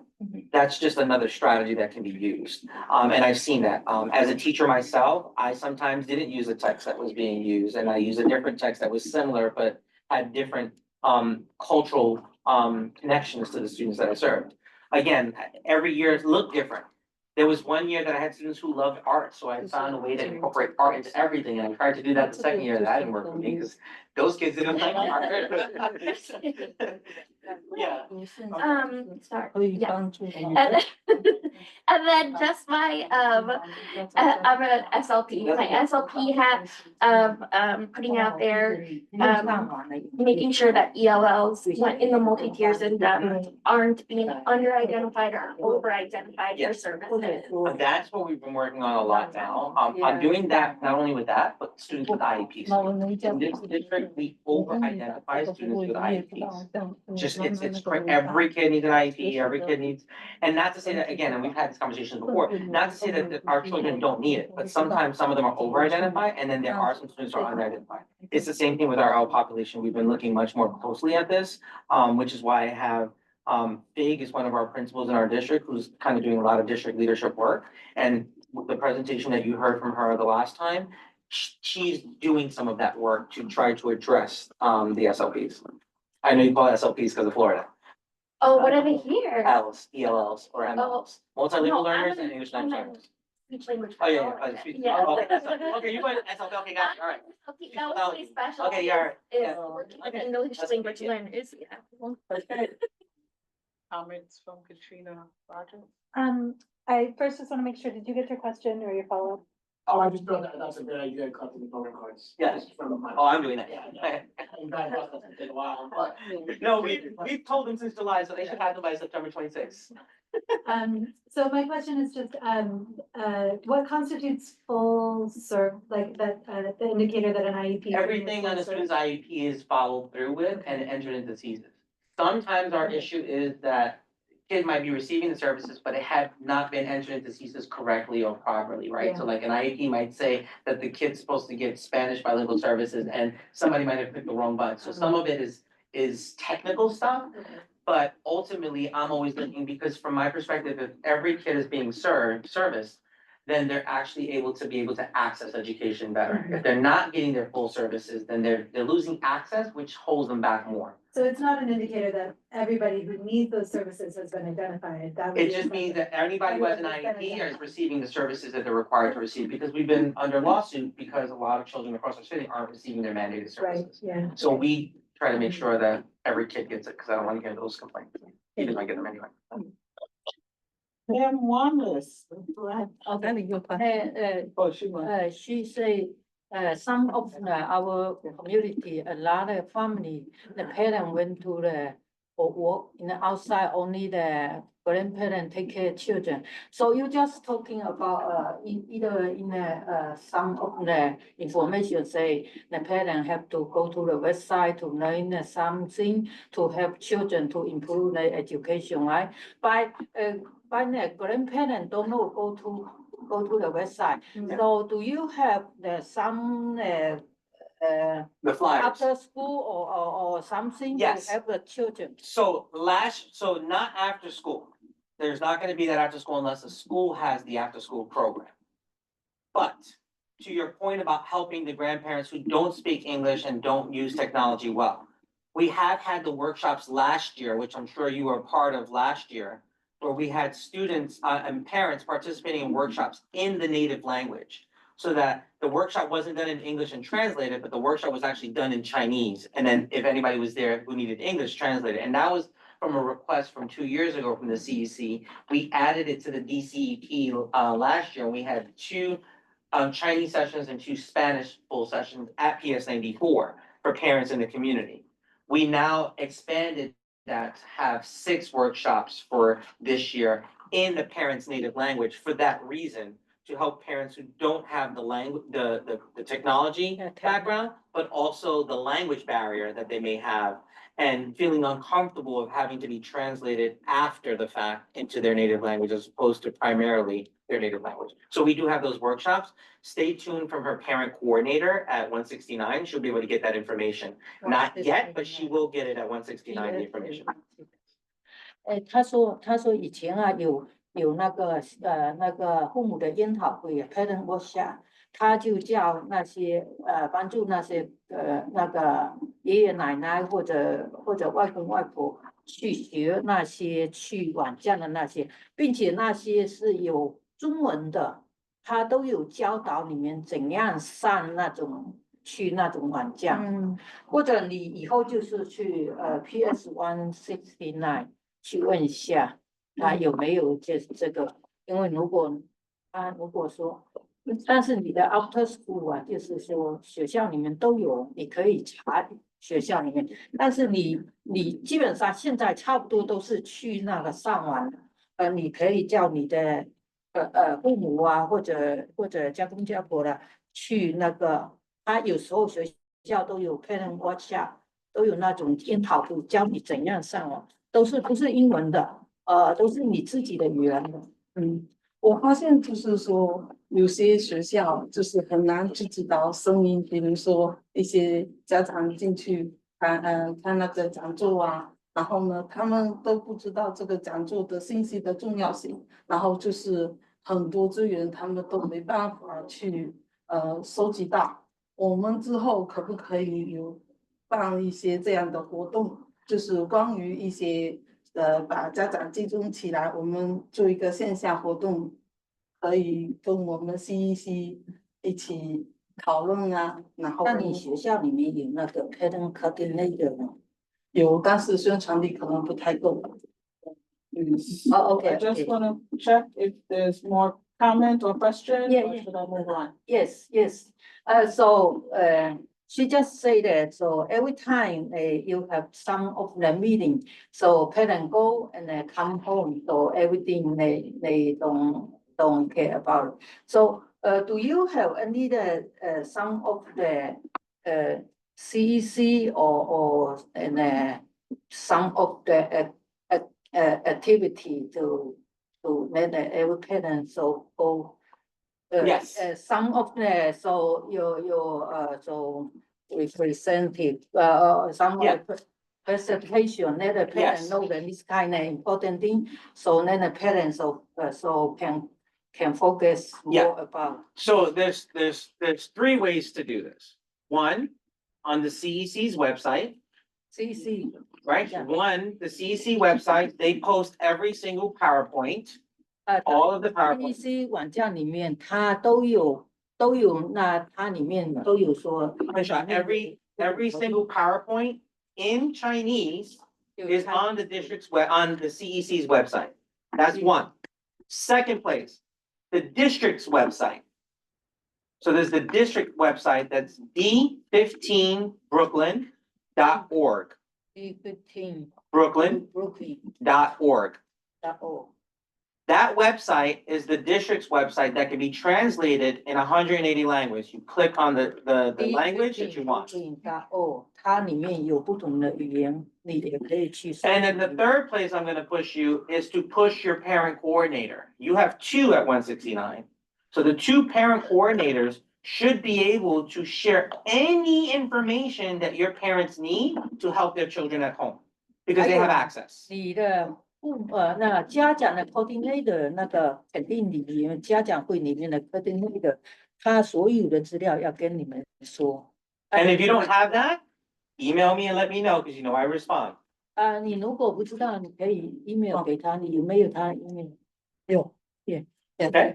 Yes. Thank you. So my question is very quick regarding the win period. Yes. I know every school is now required to have it. To my understanding, that would mean smaller student teacher ratio. There should be smaller student teacher ratio because there's other people that can take a group. A paraprofessional can take a small group if they're trained in a specific program. So yes, every school is going to be required to have it by 2028. What every school is required to do right now is identify based on a list of the things that are required to be part of the MTSS process that they have. If you want, I can share that in an email. What are some of those things so that you're aware of what the things are that would say this is an effective MTSS process. And every school's at different levels of those processes. One has to do with family, the other one has to do with infrastructure, the other one has to do with assessment, and they have to have different components to it. Yeah. Okay. Thank you. And lastly, from our council member, Tara. Are you still on the? Oh, Tara. I am still here, yes. So I have what I hope is a relatively quick question. So you mentioned that smaller class size funding has been, or smaller class sizes are in effect in 17 schools. And I know you're going to talk more about this in September. But obviously a lot of money is being thrown at this, not just necessarily our money in general. How are we planning to track? I mean, is there a plan to track outcomes in those rooms in any way separately from the rest? Like, so that we can see what's actually happening in both of those funds? Yeah, that's a good question. Honestly, that's a good question, but that's not something we're doing. What we're doing is we're addressing the law. New York State created a law that says New York City public schools must have this class size law reduction because New York City has to have it. No other city in our state has it.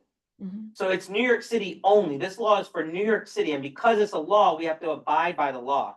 So the city is not necessarily tracking whether or not this law and all this money that has to be poured into this law is gonna have an impact or not. The state's expecting that.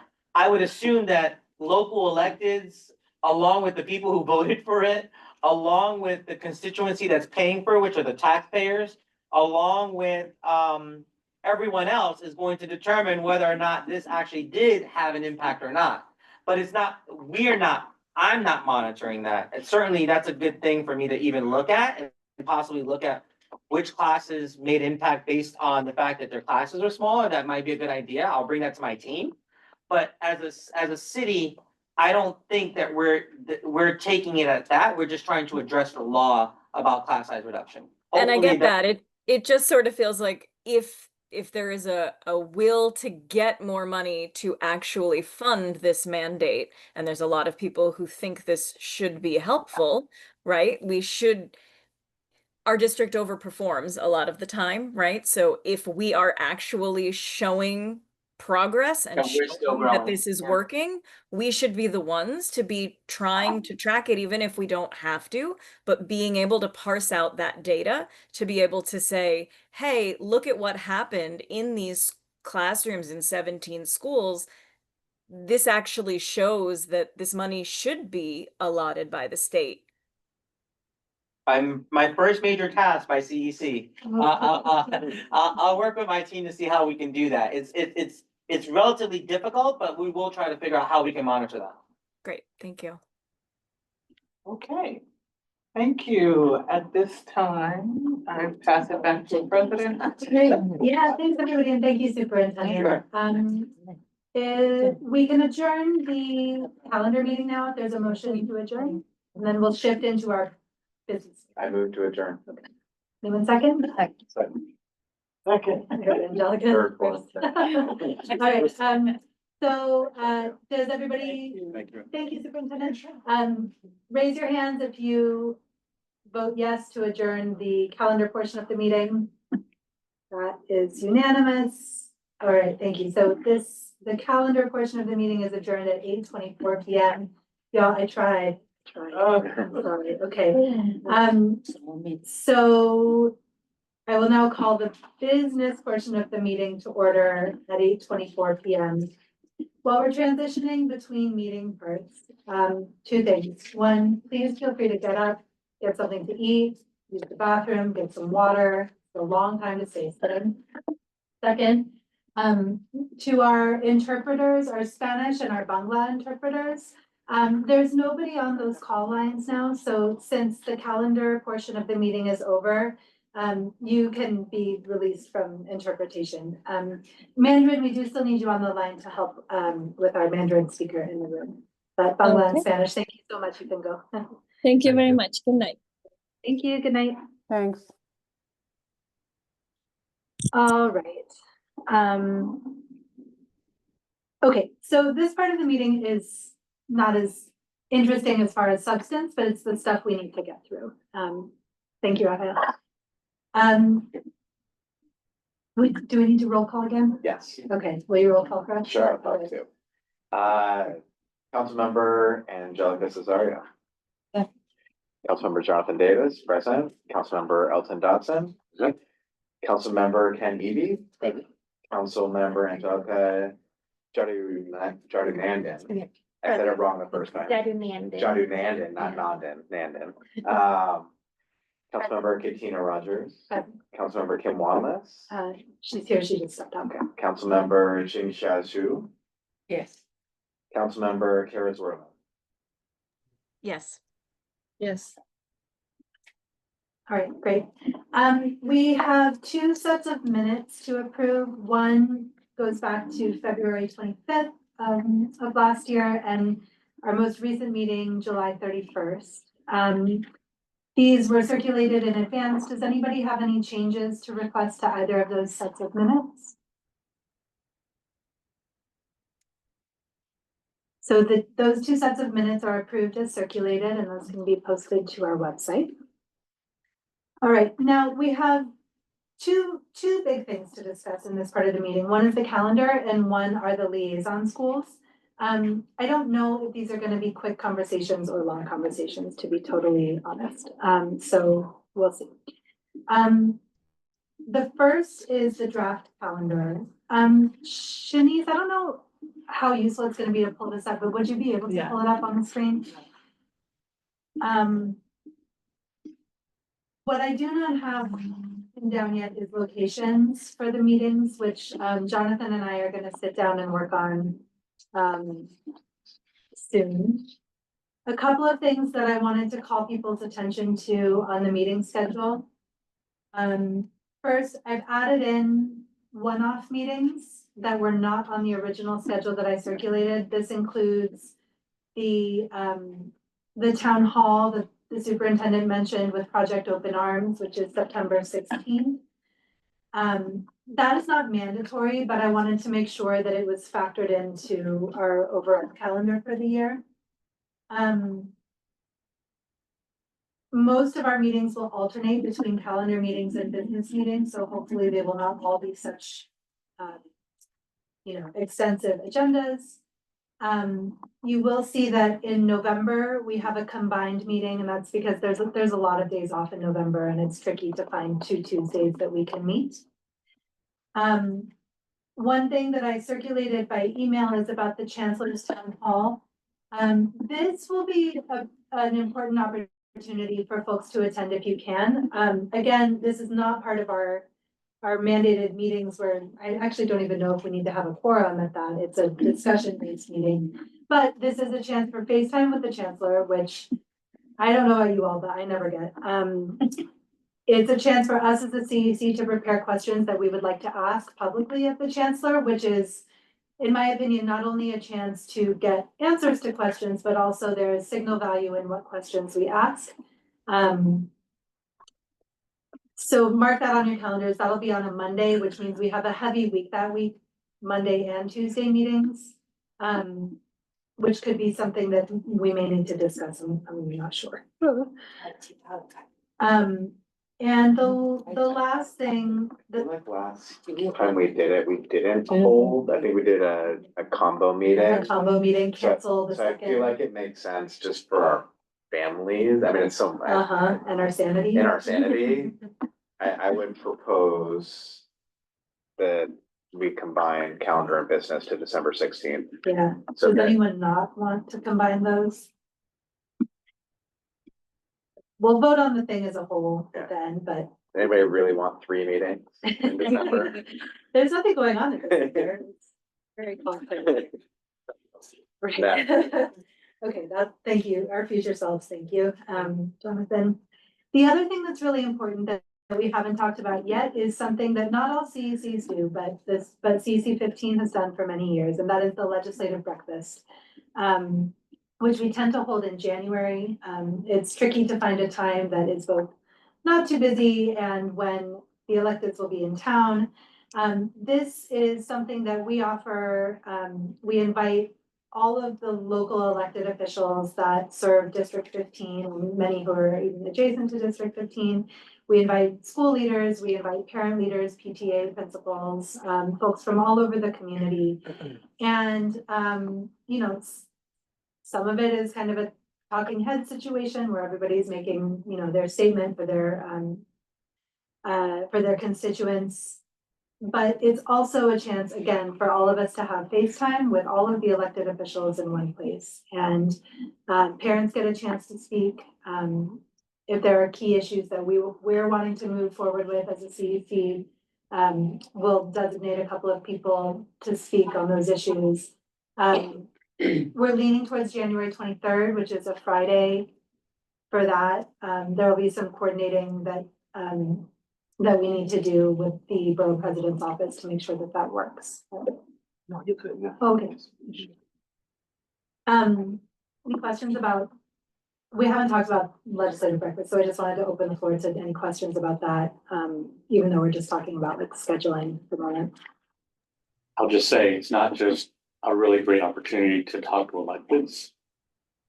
That's always valuable. I don't want to diminish that in any way, but I've always found it much more exciting to meet all the other community members and parents that show up because you see a lot of people that you know, but you meet leaders that you actually don't know, and those contacts are, if they're at the legislative breakfast, they're very involved in what we're working on. Yeah, So I found it to be a very productive experience. library leaders. All kinds of things, yeah. I'm just wondering if we can use our connection with our former CEC member in Chobani. moving forward, because we got free Chobani That was food nice. for 2 years. Oh, wow. So That was nice. it was. If anybody has connections to caterers. I mean, I that's may as just well. text Nancy and see. Yeah, if she's willing, I don't think she and I are close enough for me to. move Yeah. her. I mean, you may even know him better than. January, we'll be joining the next council meeting as well. Yes, no.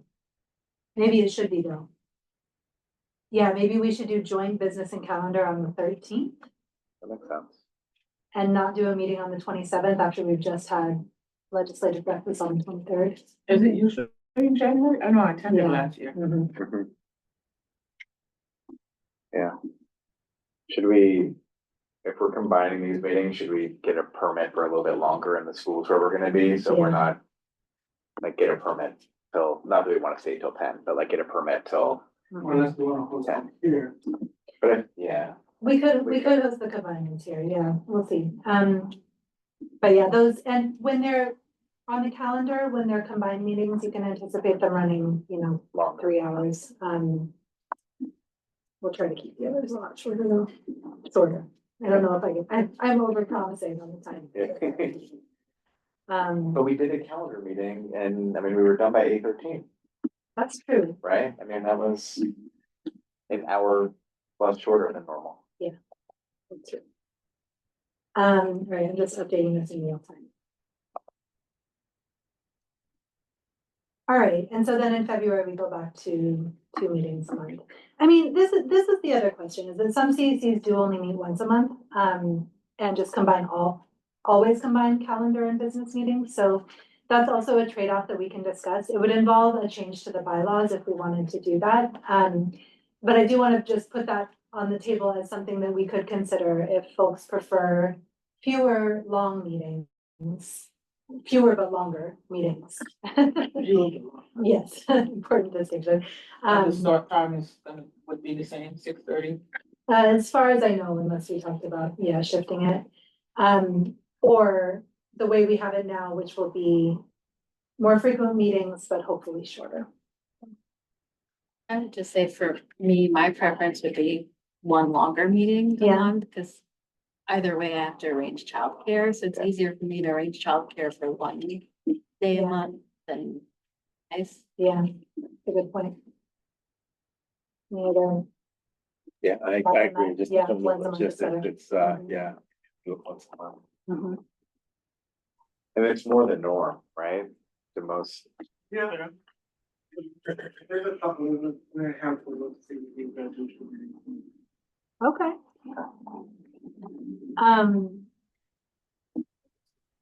That would take 2 meetings, yeah, at least, right? But Because we we could need do to- fucking quorum, so, but yeah, we have to Yeah. read out bylaws. we have to read out the bylaws and the change, yeah. So we have to make to make the changes and then, We can make the changes between. Changes that one meeting. okay, Then vote on it. okay. And they have to be calendar meetings. Sorry, yeah. And Elton, you're taking on the bylaws, keeping it in the family? No, just kidding. I'll take it on and pass it to Vanessa. Yeah. And then take credit for it. All right, so That works for us. So the soonest we could make a change is October 28th, just so that everybody sets expectations. Just because that's 2 calendar meetings from now. I would only say that because we do handle issues that may warrant discussion. Mhm. I don't know, if I would prefer combining them because I feel Sometimes like, things come up, yeah. yeah, I feel like the time pressure, not as a parliamentarian, just as a parent, you know, being here longer is a bit of an issue. So there's also special meetings, which you can choose, I think it's around 72 hours. Notice to the public, so if anything arises, you can have a. Oh, meeting. special. And that usually calls for the president, to call with 3 members to jointly. Okay. Agree on, I think. So we could table something and say we'll call a special meeting. Because for this issue. I would say it's generally harder if people don't have something held on their calendars from the outset. It's hard to, if you need quorum, then it can be hard to make sure you're gonna get quorum for a special meeting. But the other thing that we can think about that I don't think our CEC did last year that I know of is we didn't really have active committees. And so if there are certain areas of focus where people do need or want more frequent communication, if we want a committee to work on resolutions together or to work on a particular issue focus. We could also have committee meetings that aren't necessarily everybody.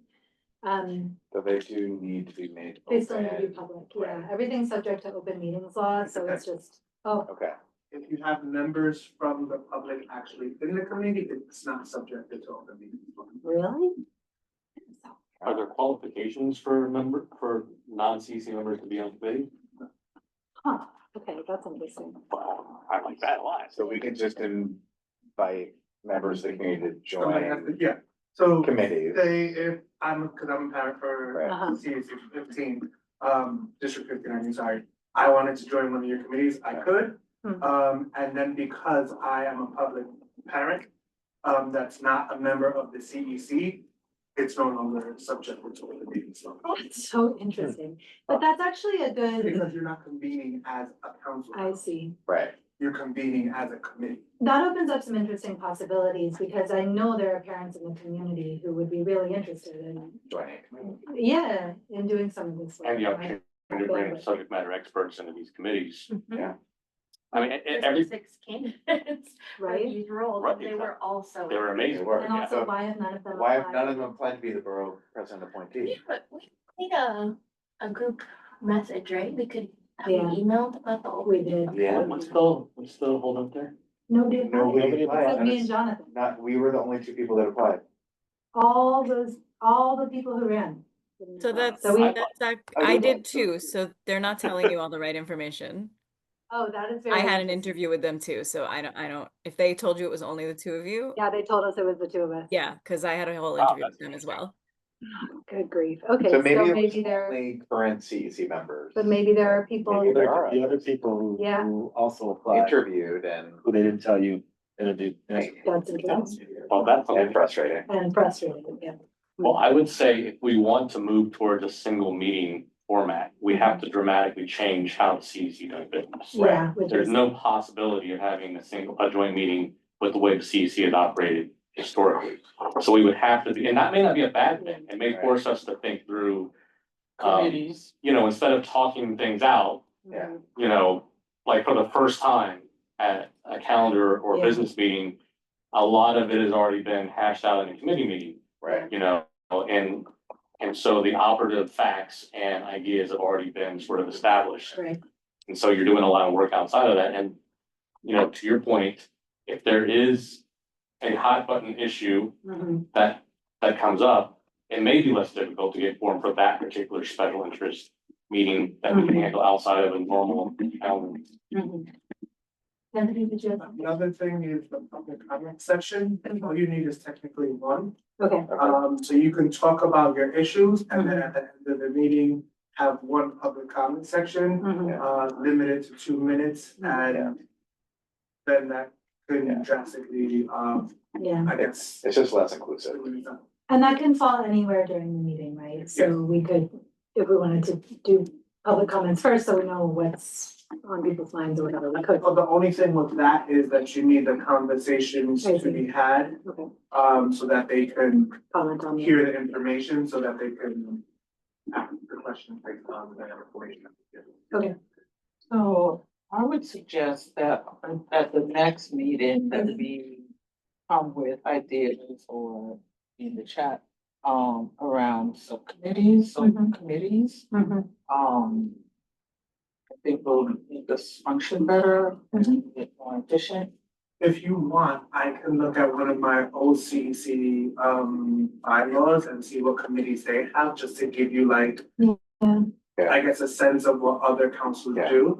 We technically had communications committee, we had it was one that was about like work with Albany and law, I don't remember what the name of that subcommittee was. Shanice, do you remember that, you know what I'm talking about, Hans? Like a legislative committee or like a. Yeah, it was like some kind of legislative.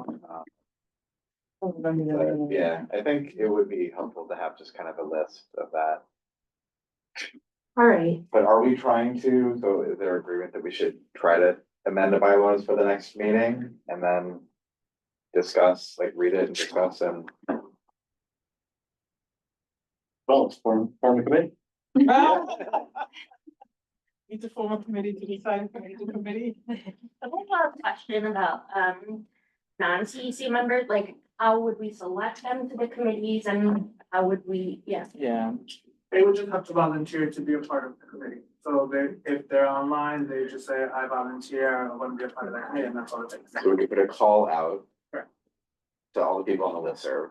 Yep. And could we also, on Elton's point, for like experts in the community, if there's a specific subcommittee that warrants a particular expert, we could targetedly ask specific people as well, Or right? on your notice, when you're sending out the notice for your meeting, just have another attachment saying all the committees, what they would be responsible for, and we're opening it up to the public to join any committees that they're interested in.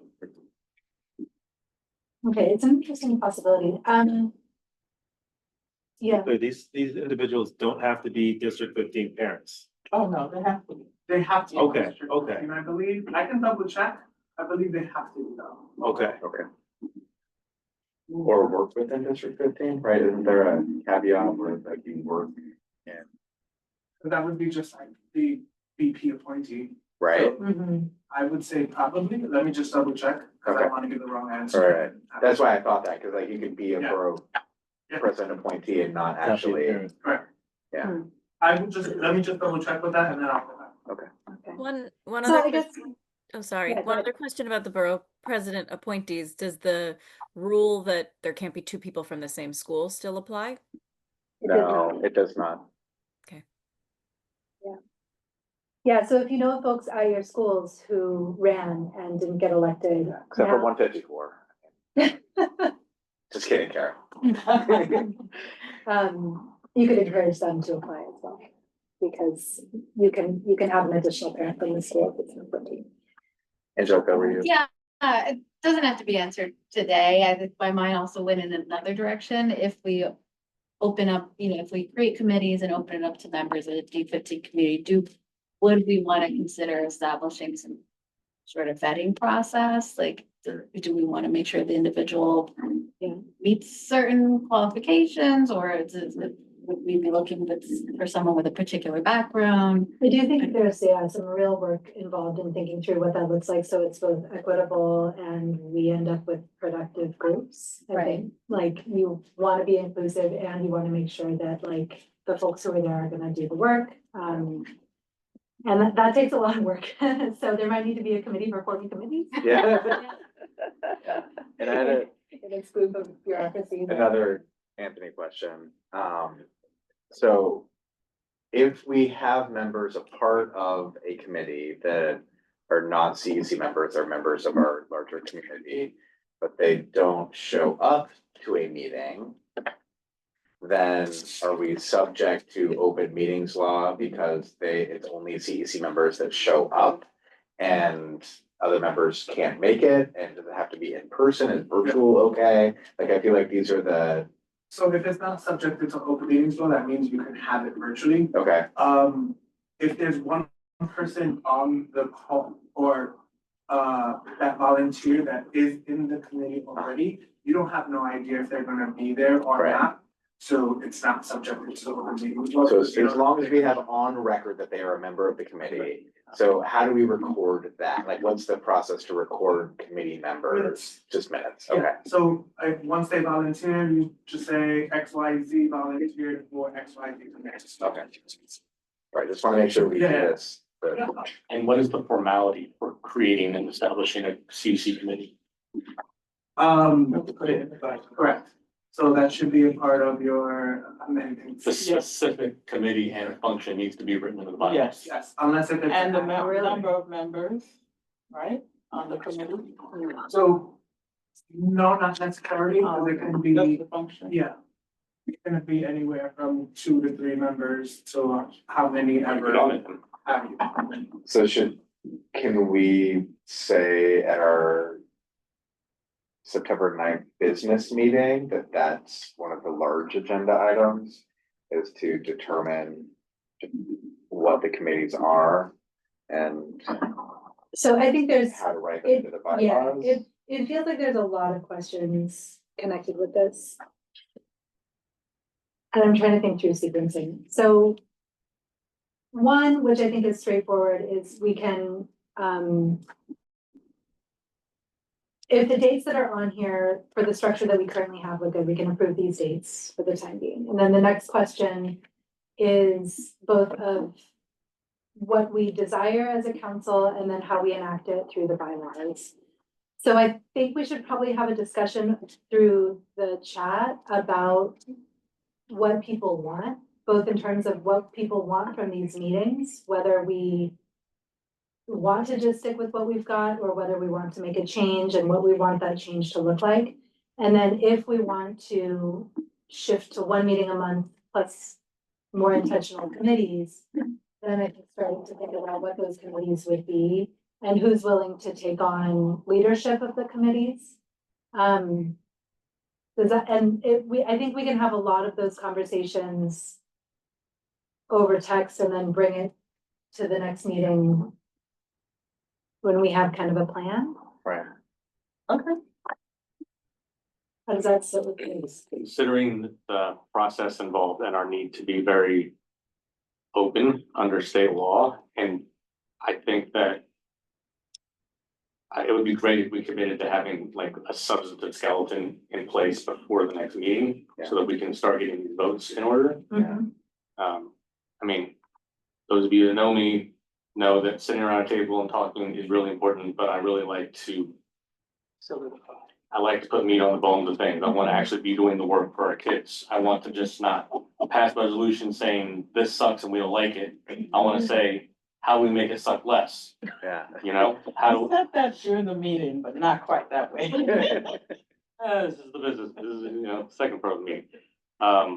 So I really like working groups, I like committees, because, you're focused and we can bring in SMEs, subject matter experts, and we can bring in other people from the district that are invested in this, that don't have the time to run and be on CEC meetings, but can give their passion and their expertise and their experience in our district to the work, the really important work that CEC 15 has always done.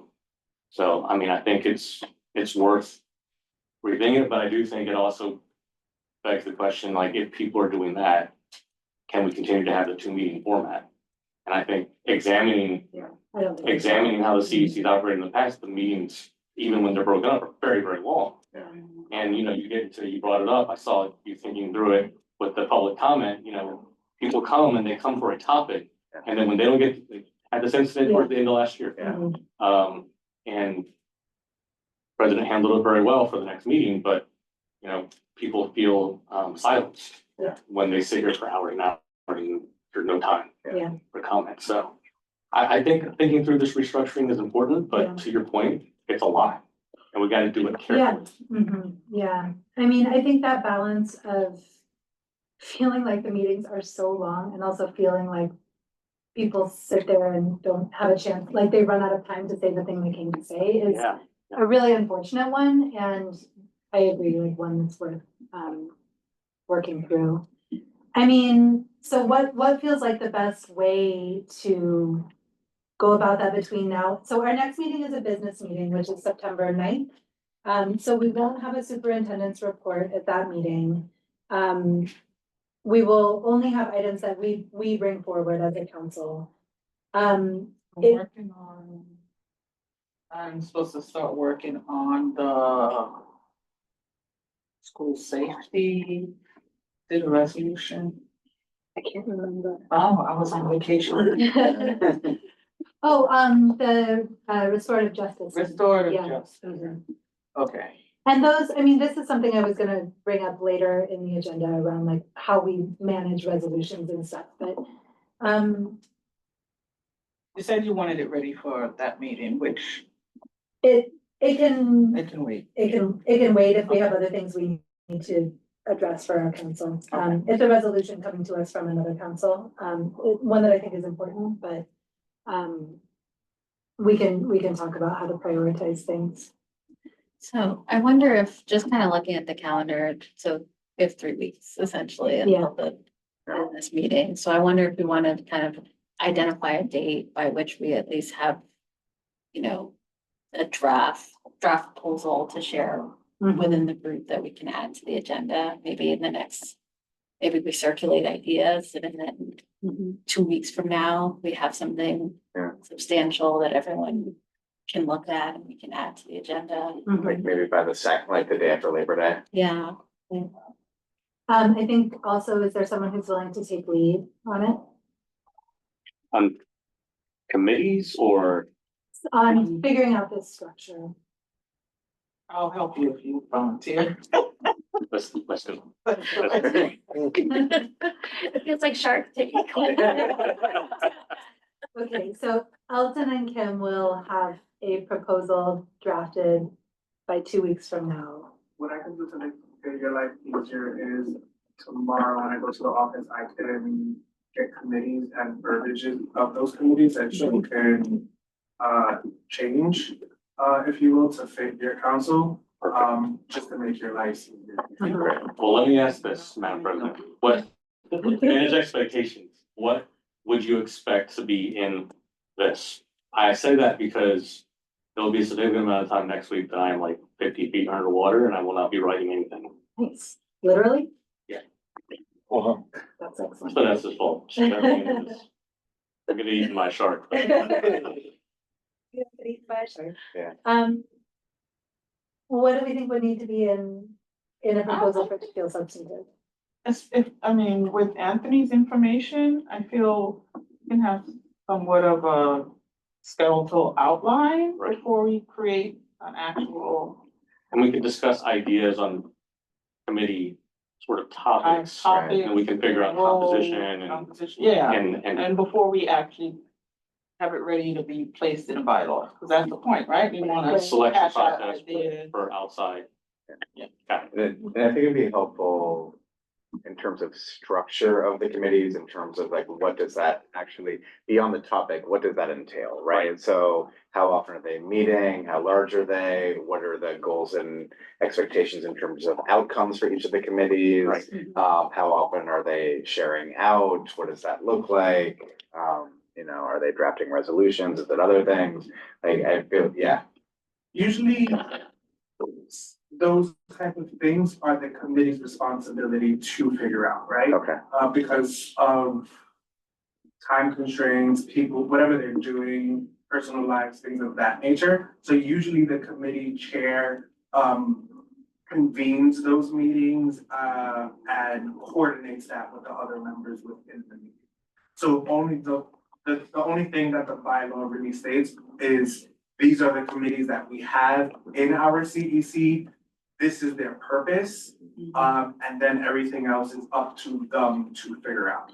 So for the bylaws, what we would be changing is frequency of meetings and identifying committees. Existence of committees. And that's it. For the sake of internal purposes, I think figuring out all those other details of like why we're doing it and what we expect out of them and how we're gonna identify people and all of that is important to do concurrently, but Yeah. doesn't have to go into the bylaws. Does that sound right, Anthony? Right, but I agree with you, because we don't want to overextend, we want our No, committees to be effective. Yeah. So we don't want to overextend. And we don't want to commit to something in the bylaws, but then we get into it and we're like, oh my God, like. We need to realize that we can condense 2 meetings into 1 and use this new structure to be more efficient and productive, right? So I think that needs to be part of the discussion too, is like, what does the new agenda look like for this Yeah. combined meeting that integrates the work of the committees in an efficient way And what- and productive way? And in the name of efficiency. Like, what do you want I would like to bring us back to Yes. the calendar. So for the time being, That's beautiful. that was. Nice. I would move that we vote on the calendar as it currently exists, knowing that there will be ongoing discussion that may lead to changes. You have to edit that motion. Oh. I make a motion to adopt this calendar with the amendments that were made for the Got it. November, no, With the changes that were made to combine the meetings Yeah. in December and January. Yes. So say it. I'm moving that we vote on the calendar with after incorporating the changes to combine business and calendar meetings in December and January. Does anybody second? Second. Who just said second? Elton, Thank you. and then we'll call. All right. I'll do it. Okay, thank you. Okay, Angelica C, do you agree? Yes. Jonathan Davis? Yes. Alvin Dodson? Yep. And Evie? Yes. Angelica J? Yes. Katrina Rogers? Yes. Fatima. Kim Wanless, yes. Shane Shea? Yes. Karen Zelling? Yes. I'm gonna say it again. How do you say it? Dwelling? Swirling. Swirling. Great, passes unanimously. So hold those dates in your calendar. And we will continue to discuss between now and September. All right, interesting. That'll be an interesting set of discussions. And I really want this council to like work effectively for all of us. So I'm glad that we're having them. Then the next one is liaison schools. This has been honestly stressing me out. In part because this chart is like not consistent with what the district gave me. And so that's been part of my headache. But thank you to everybody who signed up for schools that you are interested in serving as a liaison with. I dropped people's names into a couple of them. Angelica J, I just put your name in at random because there were blanks, and so they can move. No, that's no problem. I'm not familiar with any of the Yeah. schools, so I felt like if everyone knows who they want to work with, then just put me where you need me, so that's totally. Okay, there are still some blanks.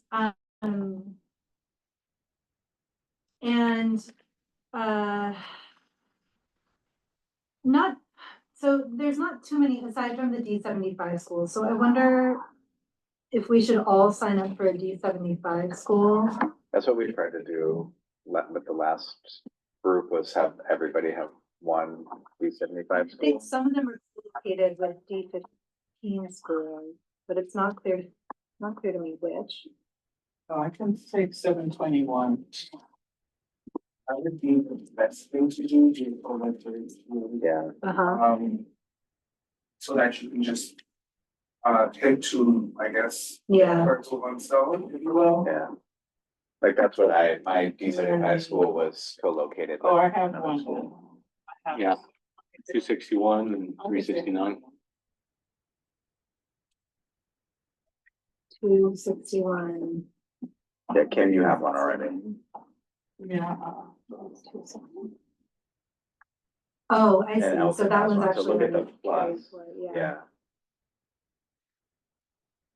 You gotta write names multiple times there, even though it's. Right, so sometimes it looks like. 261 near 447.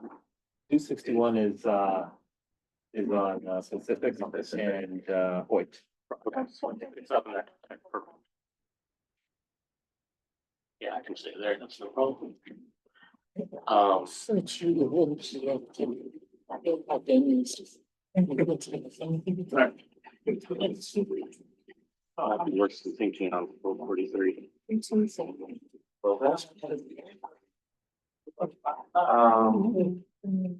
Does everybody have 4 schools? I only Actually, have 3, Okay, and you can put me anywhere. I don't know where any of these schools are located, so I'll just find that out. I have 5, you have 5 but co-located. 2 are co-located. In fact, I don't actually think I could be completely wrong, and if I'm wrong, then I need to really go back and question what I'm doing at school, my kids are in, but I don't think she's just going to co-locate. I'm gonna have to, I think we should just double check that. There's not a D75 Is it school. like really tiny Like a- inside or something? I don't know.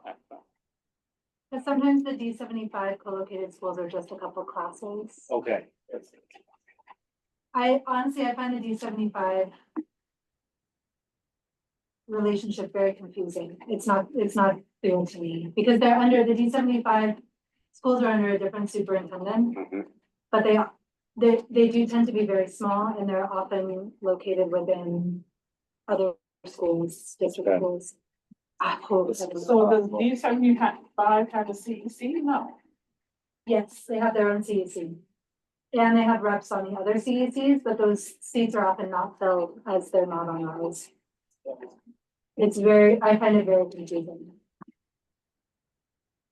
I just added, because some of these schools are listed multiple times here, Thank so like you. I Refixing them. put Jingsha on the 896 plus annex Oh, because great. she was already on the 896. Uh-huh.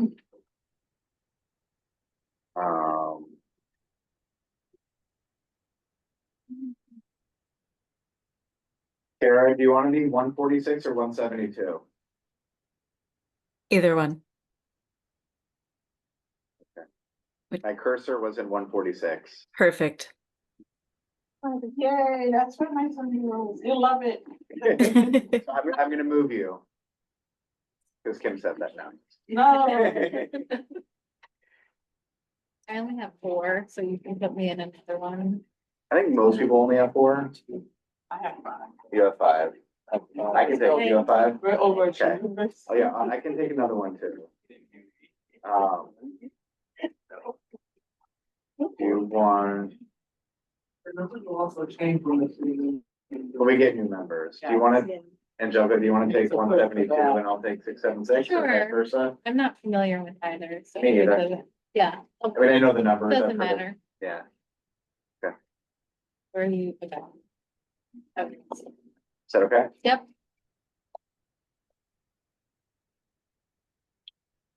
Okay. Okay. Um.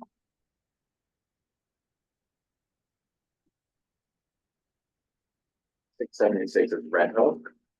That was the one that I took, and then which one did I give you? 172? Yeah.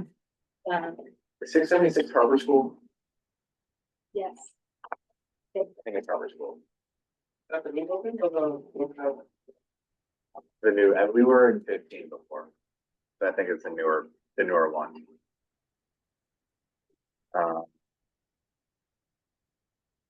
Then 172 is on 4th Ave. Does that work for you? Yeah. Okay.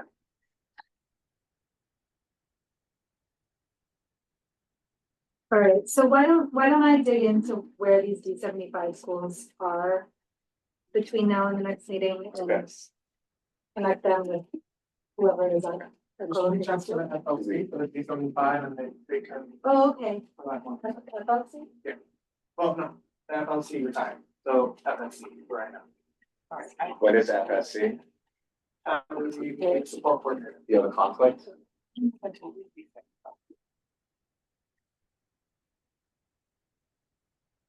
Because of your work? Yeah. No, I mentor principals Hmm.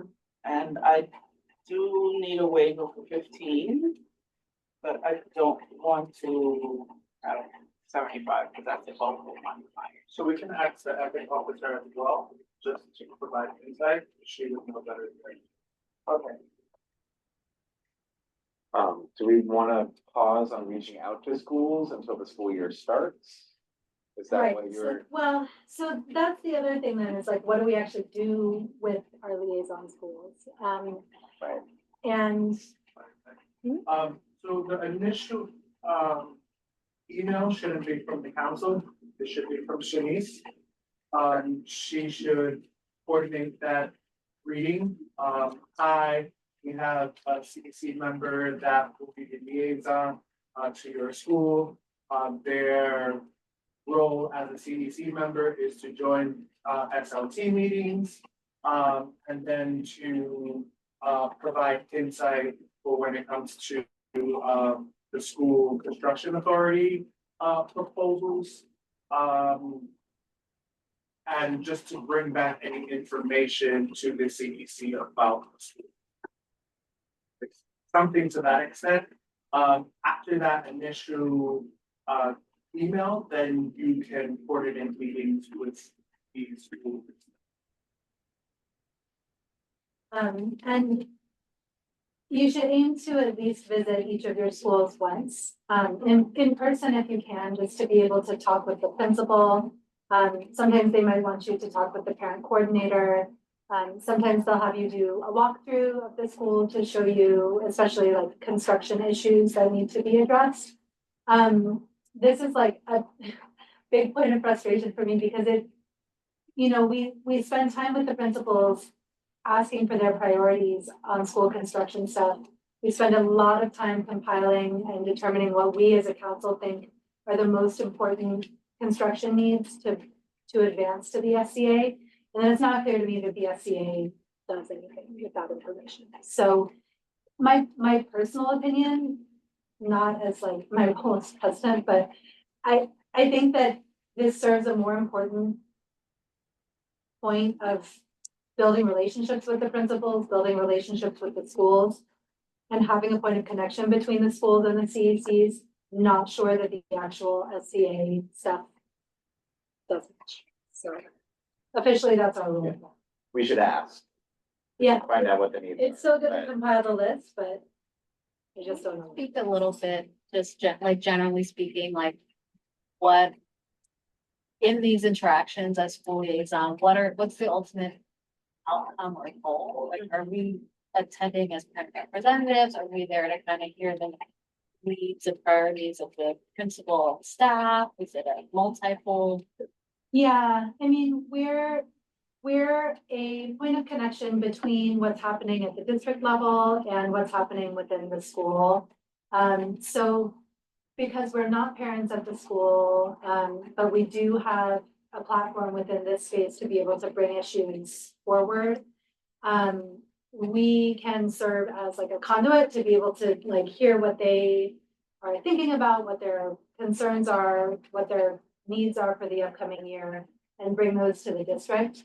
I think the other goal within it is to hear like, what does their community need? Like some of the things that have surfaced are, for instance, many of the Sunset Park schools don't always feel that they have a voice in what's happening, sometimes because of language access, sometimes because of where meetings are located.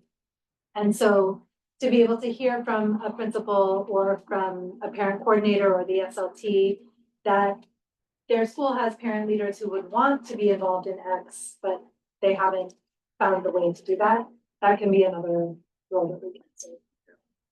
We're advocates, Yeah. essentially.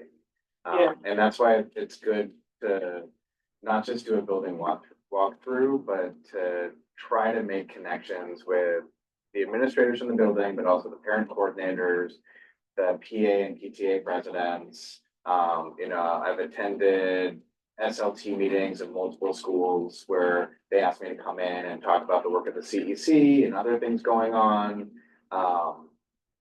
The more of a relationship you can build, the more likely they are to come to you with their needs and frustrations and other things that they feel like aren't being heard. And so we're just we were talking earlier in the meeting about just that extra voice and push to advocate for things. Sometimes us going to the superintendent and being like, hey, I know this is on your radar, but, and then like reinforce the needs of a specific school. They're like, it's that extra nudge that, not that he's not, the office isn't gonna be working on it, but I think the more the superintendent's office hears that from us and others, it puts a little extra motivation to make things happen quicker. And It's trust building to Katina's point. Yeah. Your point was so important. There's this divide perceived, and it's not all perception that, you've got the affluent Park Slope schools, some of whose PTAs are bringing in $1 million a year, and you've got Sunset Park schools, some of which are bringing in $800 a year. And I know, being co-president of the President's Council these past couple of years, a significant amount of my work was going out into the Sunset Park community and just trying to build trust. Yeah, the CEC doesn't care about us. President's Council doesn't care about us. You only care about Park Slope. And historically, I understand why that distrust has evolved. And it's incumbent on us, especially liaising with your schools, to start building that trust, and just listen. Like I was at a library in Sunset Park a couple of years ago, and after the it was with an assemblyman, and after the meeting, I found myself surrounded in like a semi-hostile crowd because I said I was, president of the President's Council, and that began a real eye-opening journey for me because I live in Sunset Park, only by half a block. But it was a really important journey that I think we can all go on as we build relationships with our schools and realizing, how we build those bridges to bring parent leadership into the fold, and not just the ones we always hear from. Not that are not all important. That was a very enriching journey for me.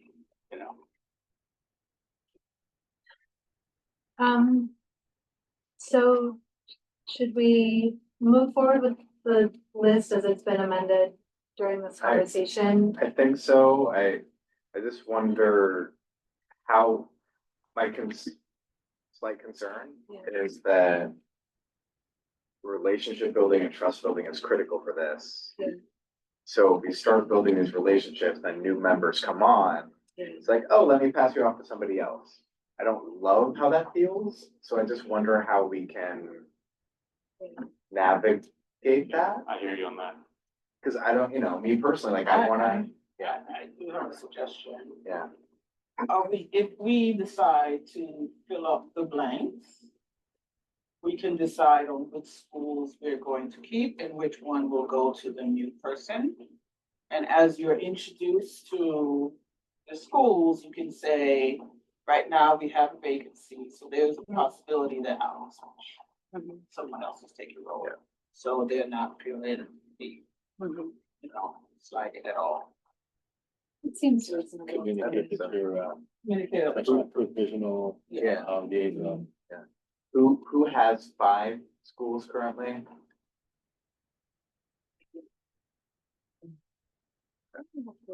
But we have 3 more members that should be joining, which, if that's, And you're right, co-located those schools means 2 blocks away. That's what we're calling co-locating.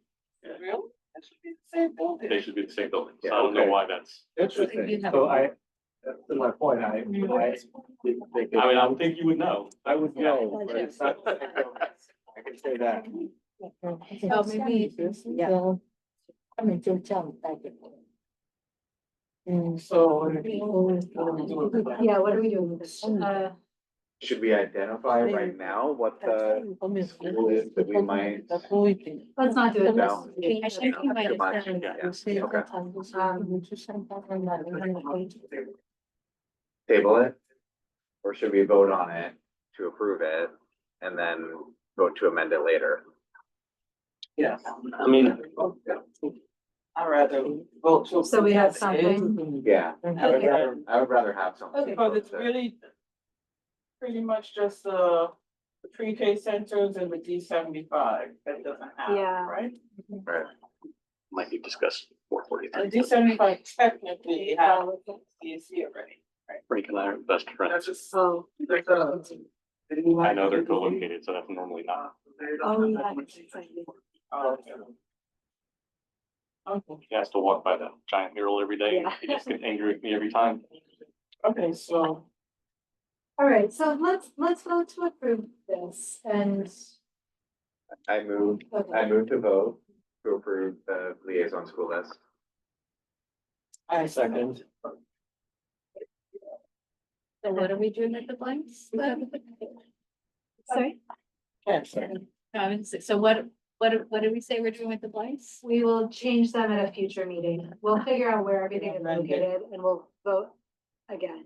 Yeah. We're moving to Okay. approve this as it is. Okay. And then at a future meeting, we will move to amend it based on. Yeah, I don't think it's likely that we're gonna be doing a lot of outreach between now and the next meeting anyway, given that the school year is starting. I think that's a hard time to reach out to principals, A so, lot of schools are still gonna be doing elections too, so. yeah. Yeah. So I think we can vote on this for now. If that's the case, if we don't think we're gonna be doing any communicating between now and say the next meeting, then should we wait to vote? I think we just table it. Let's table it. It's not that far. I rescind my motion. I move to table it. Yes, I moved to, that is my motion. I'm making a motion to table it. Second. Okay. All All right, in favor? we have to vote, table it, okay, yeah. All right, great. We will table it and we will figure out those last details of the text and chat and whatnot. Thanks, everybody, that is excruciating. It's delightful. Woo. all right. It's 9:18, I really want to stop, but I also do want to make sure everybody knows how to fill out their reimbursement materials. There's a paper copy that might be the easiest thing to look at.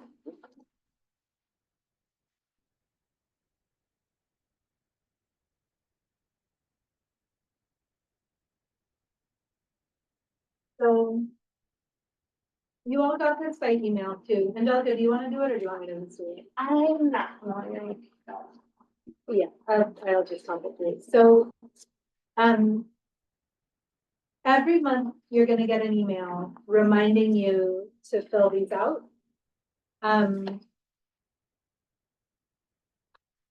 This one, expense log, this is for childcare and phone or internet. For those expenses, you don't need a receipt. You just need to fill out the information that's here and total it and sign it. And then for any expense, you also need to fill this in. So you'll carry over whatever you have on this, enter it here. If you have other expenses for transit or food purchases for the council or whatever, you'll add those here as well. Each of these every month, signed by you and then signed by either Angelica J or me to approve. And you have to have attended the meeting of the month to be able to fill this out, even if you've done other work for the CEC. If you don't show up to the meeting, you cannot get reimbursed, correct?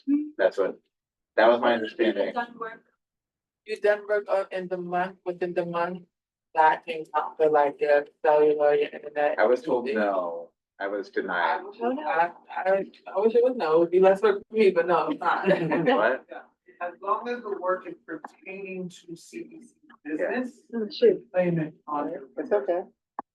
So, for instance, if you're using internet to talk to somebody in the district about CEC event that you're planning, that counts for the reimbursement for kids. Sounds good. I didn't know that. Yeah. Okay. Strike But that. that, I don't know how your translation is changed out. Are you? It's just $75. Just put $75. Yeah, so for internet, just put internet and phone, whatever your bill says, just put $75. You don't need to submit. Verizon, but Verizon. Just put Verizon $75. If it's optimum, put optimum $75. Right, it can't exceed $125. Oh, Right, except for Katina, who can submit like $10,000.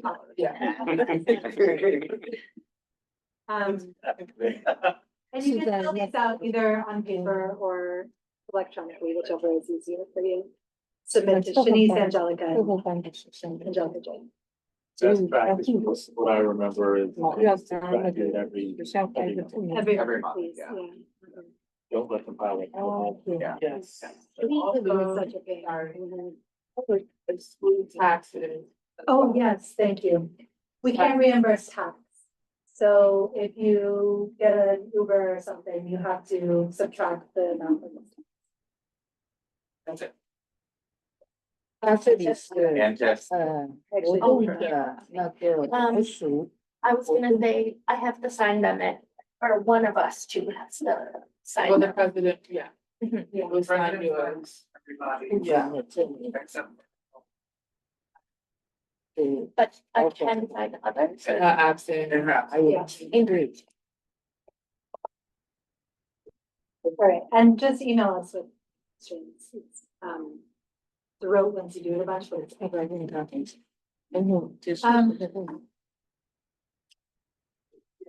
Really quickly. Also, just sorry.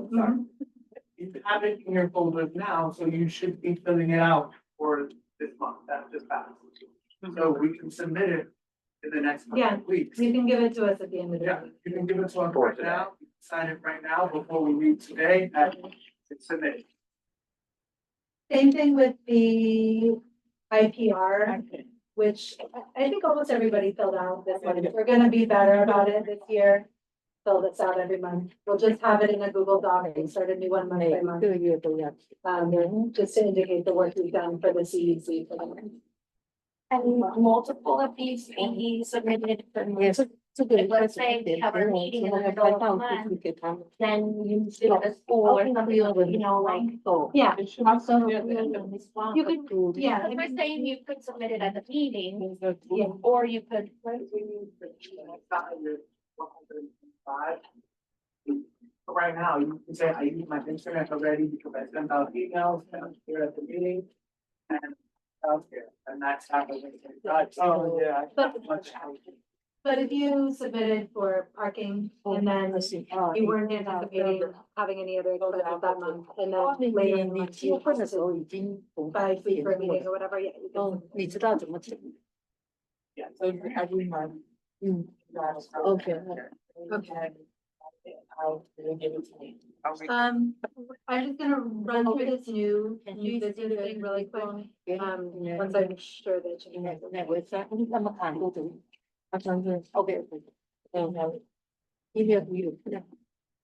I have this one, yes. Yeah. Along this one. Sorry, she has special. Oh, yeah. Reimbursement. Oh, that's okay. You can have. Later. Later. Later, what's okay? How to clear on this one? Okay. Let's look at it together. Later. After I After can show meeting. you mine. Okay. Okay, yeah, we'll take a couple minutes at the end. Really quickly, I was contacted by the Office of District Planning because there are two proposals that they have under consideration for new D75 schools that will be co-located within D15. These have not yet started. There's a 3-step approval process that any new schools go through. First, there will be a written documentation, which they call an educational impact statement. There will be a public hearing that members of the community can attend to express any questions or concerns.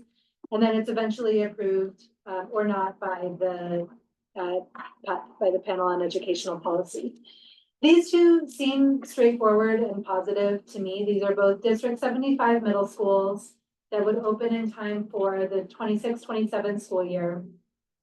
K004 would be within a new building that is being constructed in Sunset Park. That new building is already approved. It's the Global Innovators School, which is already, it exists within another building. They're getting their own building soon. For every new school that's built, they automatically bracket off a certain amount of space for District 75 schools. So this is not, this is, the space was intended for this purpose. It's not being repurposed from anything else. It would serve 6 classes, so a total of 36 to 72 students, depending on what the mandated ratios are. The other one is within K280. This I think is especially great. So it's the big Bishop Ford pre-K and middle school complex. This would also be a middle school. I didn't know this, there was a private school that was also located within that complex, and they terminated their lease. So the private school is out, public school gets more space. It's gonna be 8 D75 classes serving 48 to 96 students. We don't need to approve this. I just wanted to let people know that these are proposals that are on the table, and there will be information that will be circulated to the community before too long. So, can I ask a Yeah. question? So, full disclosure, my son's about to enter K280, so Oh, we'll be in this building. The idea is, so there was a third school that was in the building, their lease has been terminated, so there would be now the additional D75 school in the building, with 8 classrooms. That's a summary. That's right, yeah. So they're not, and here too, I think the fact that it was the private school is really important because it means that they're not taking pre-K classrooms or classrooms from the middle schools, the public middle schools that are already located there. We just get more, which is great. It's a need. It's a need for sure, yeah. And it's great that they're co-located with other middle schools because then students can potentially be in community. I think from what I understand, one of the challenges with D75 schools is isolation. These schools are small and the kids have a lot of special needs, and it's just not, it doesn't always seem to be equitably, it doesn't seem to play out equitably.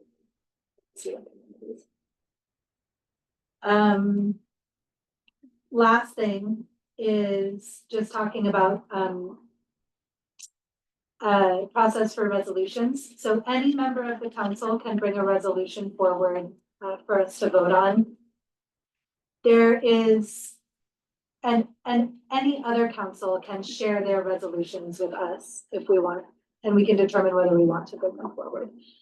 So in the shared the shared drive, I've been stashing resolutions that other councils have passed that we might want to consider. There's the one on restorative justice that we've talked about that I think would be aligned with a lot of the goals that I think folks here share. There are others that we may not feel we want to prioritize. And then we can start thinking about what we want to craft ourselves from whole cloth.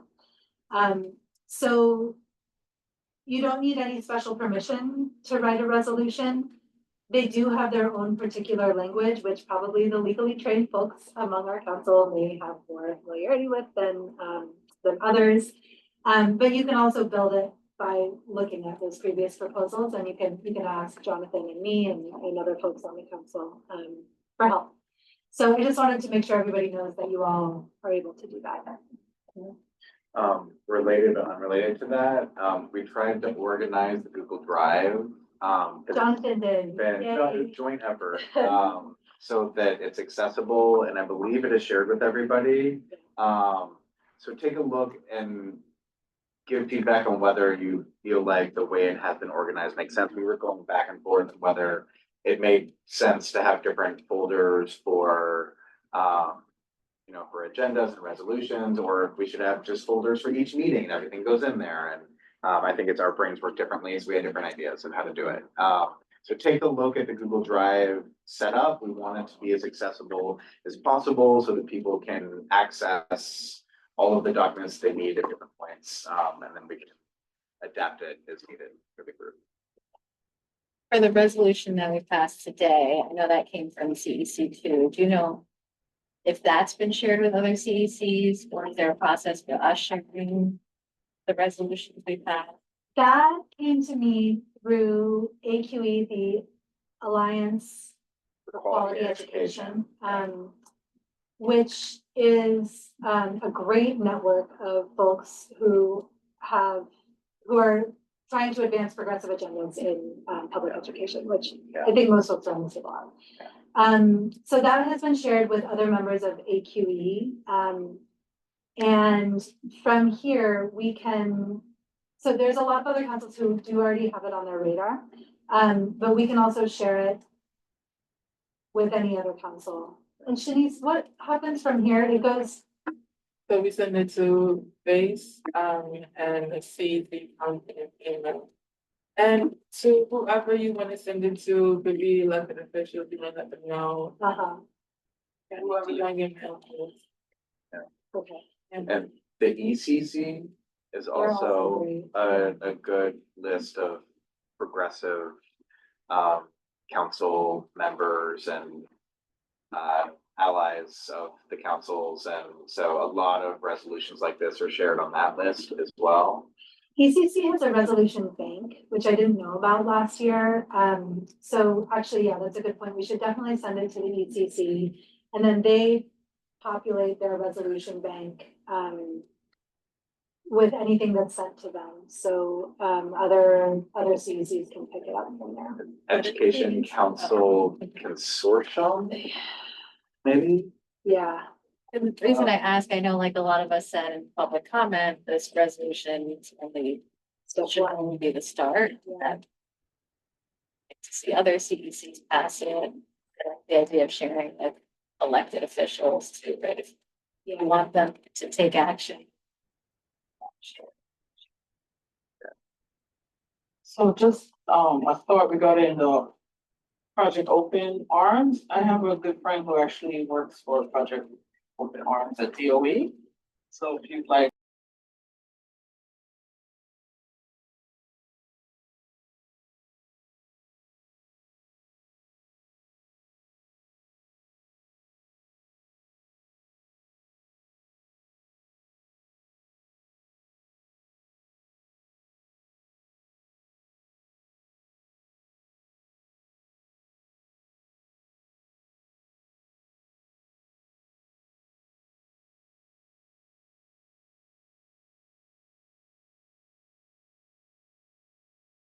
They host us, we host them.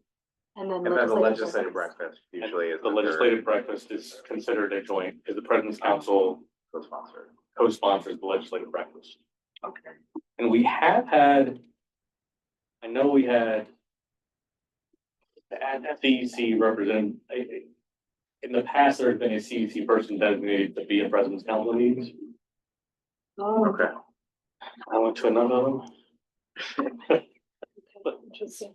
But I don't think that's necessary. I think the joint meeting alone is required. Okay, shoot, all right, I need to factor that in. We'll see who. Now, one of the presidents are. We'll just have to coordinate with them on those dates. Just think about our calendar. Yeah. It's not a bad idea to have a representative going to those meetings though, It's right? a very good idea. But I mean, volunteer parents, a lot of meetings, it's tough. All right, one thing at a time, we'll get there. Let's talk on the chat about who the resolution should be sent to. We'll talk on the chat, and Kim and Elton will lead the charge for structural stuff of how we want to meet. And then we will meet again here on September 9th, and then hopefully after that, we'll start switching between meeting here and meeting at neighborhood schools. So upcoming meetings are September 9th, the town hall on the 16th, and then our next calendar meeting is the 30th. Any last things before I move to adjourn?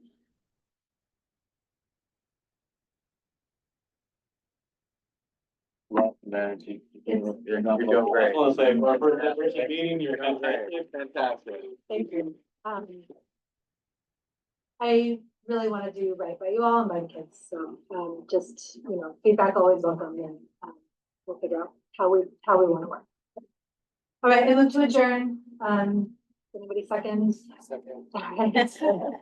All in favor? Okay, we're adjourning at 9:36, just over the 3-hour mark, I'm sorry. No, we kept to our schedule. This was. We have to table more. We got. Thanks so much, everybody. And Shingfa, and if anybody else wants to see how to fill out these forms, we can go over them. So that's a good way to get $25 for internet all this time.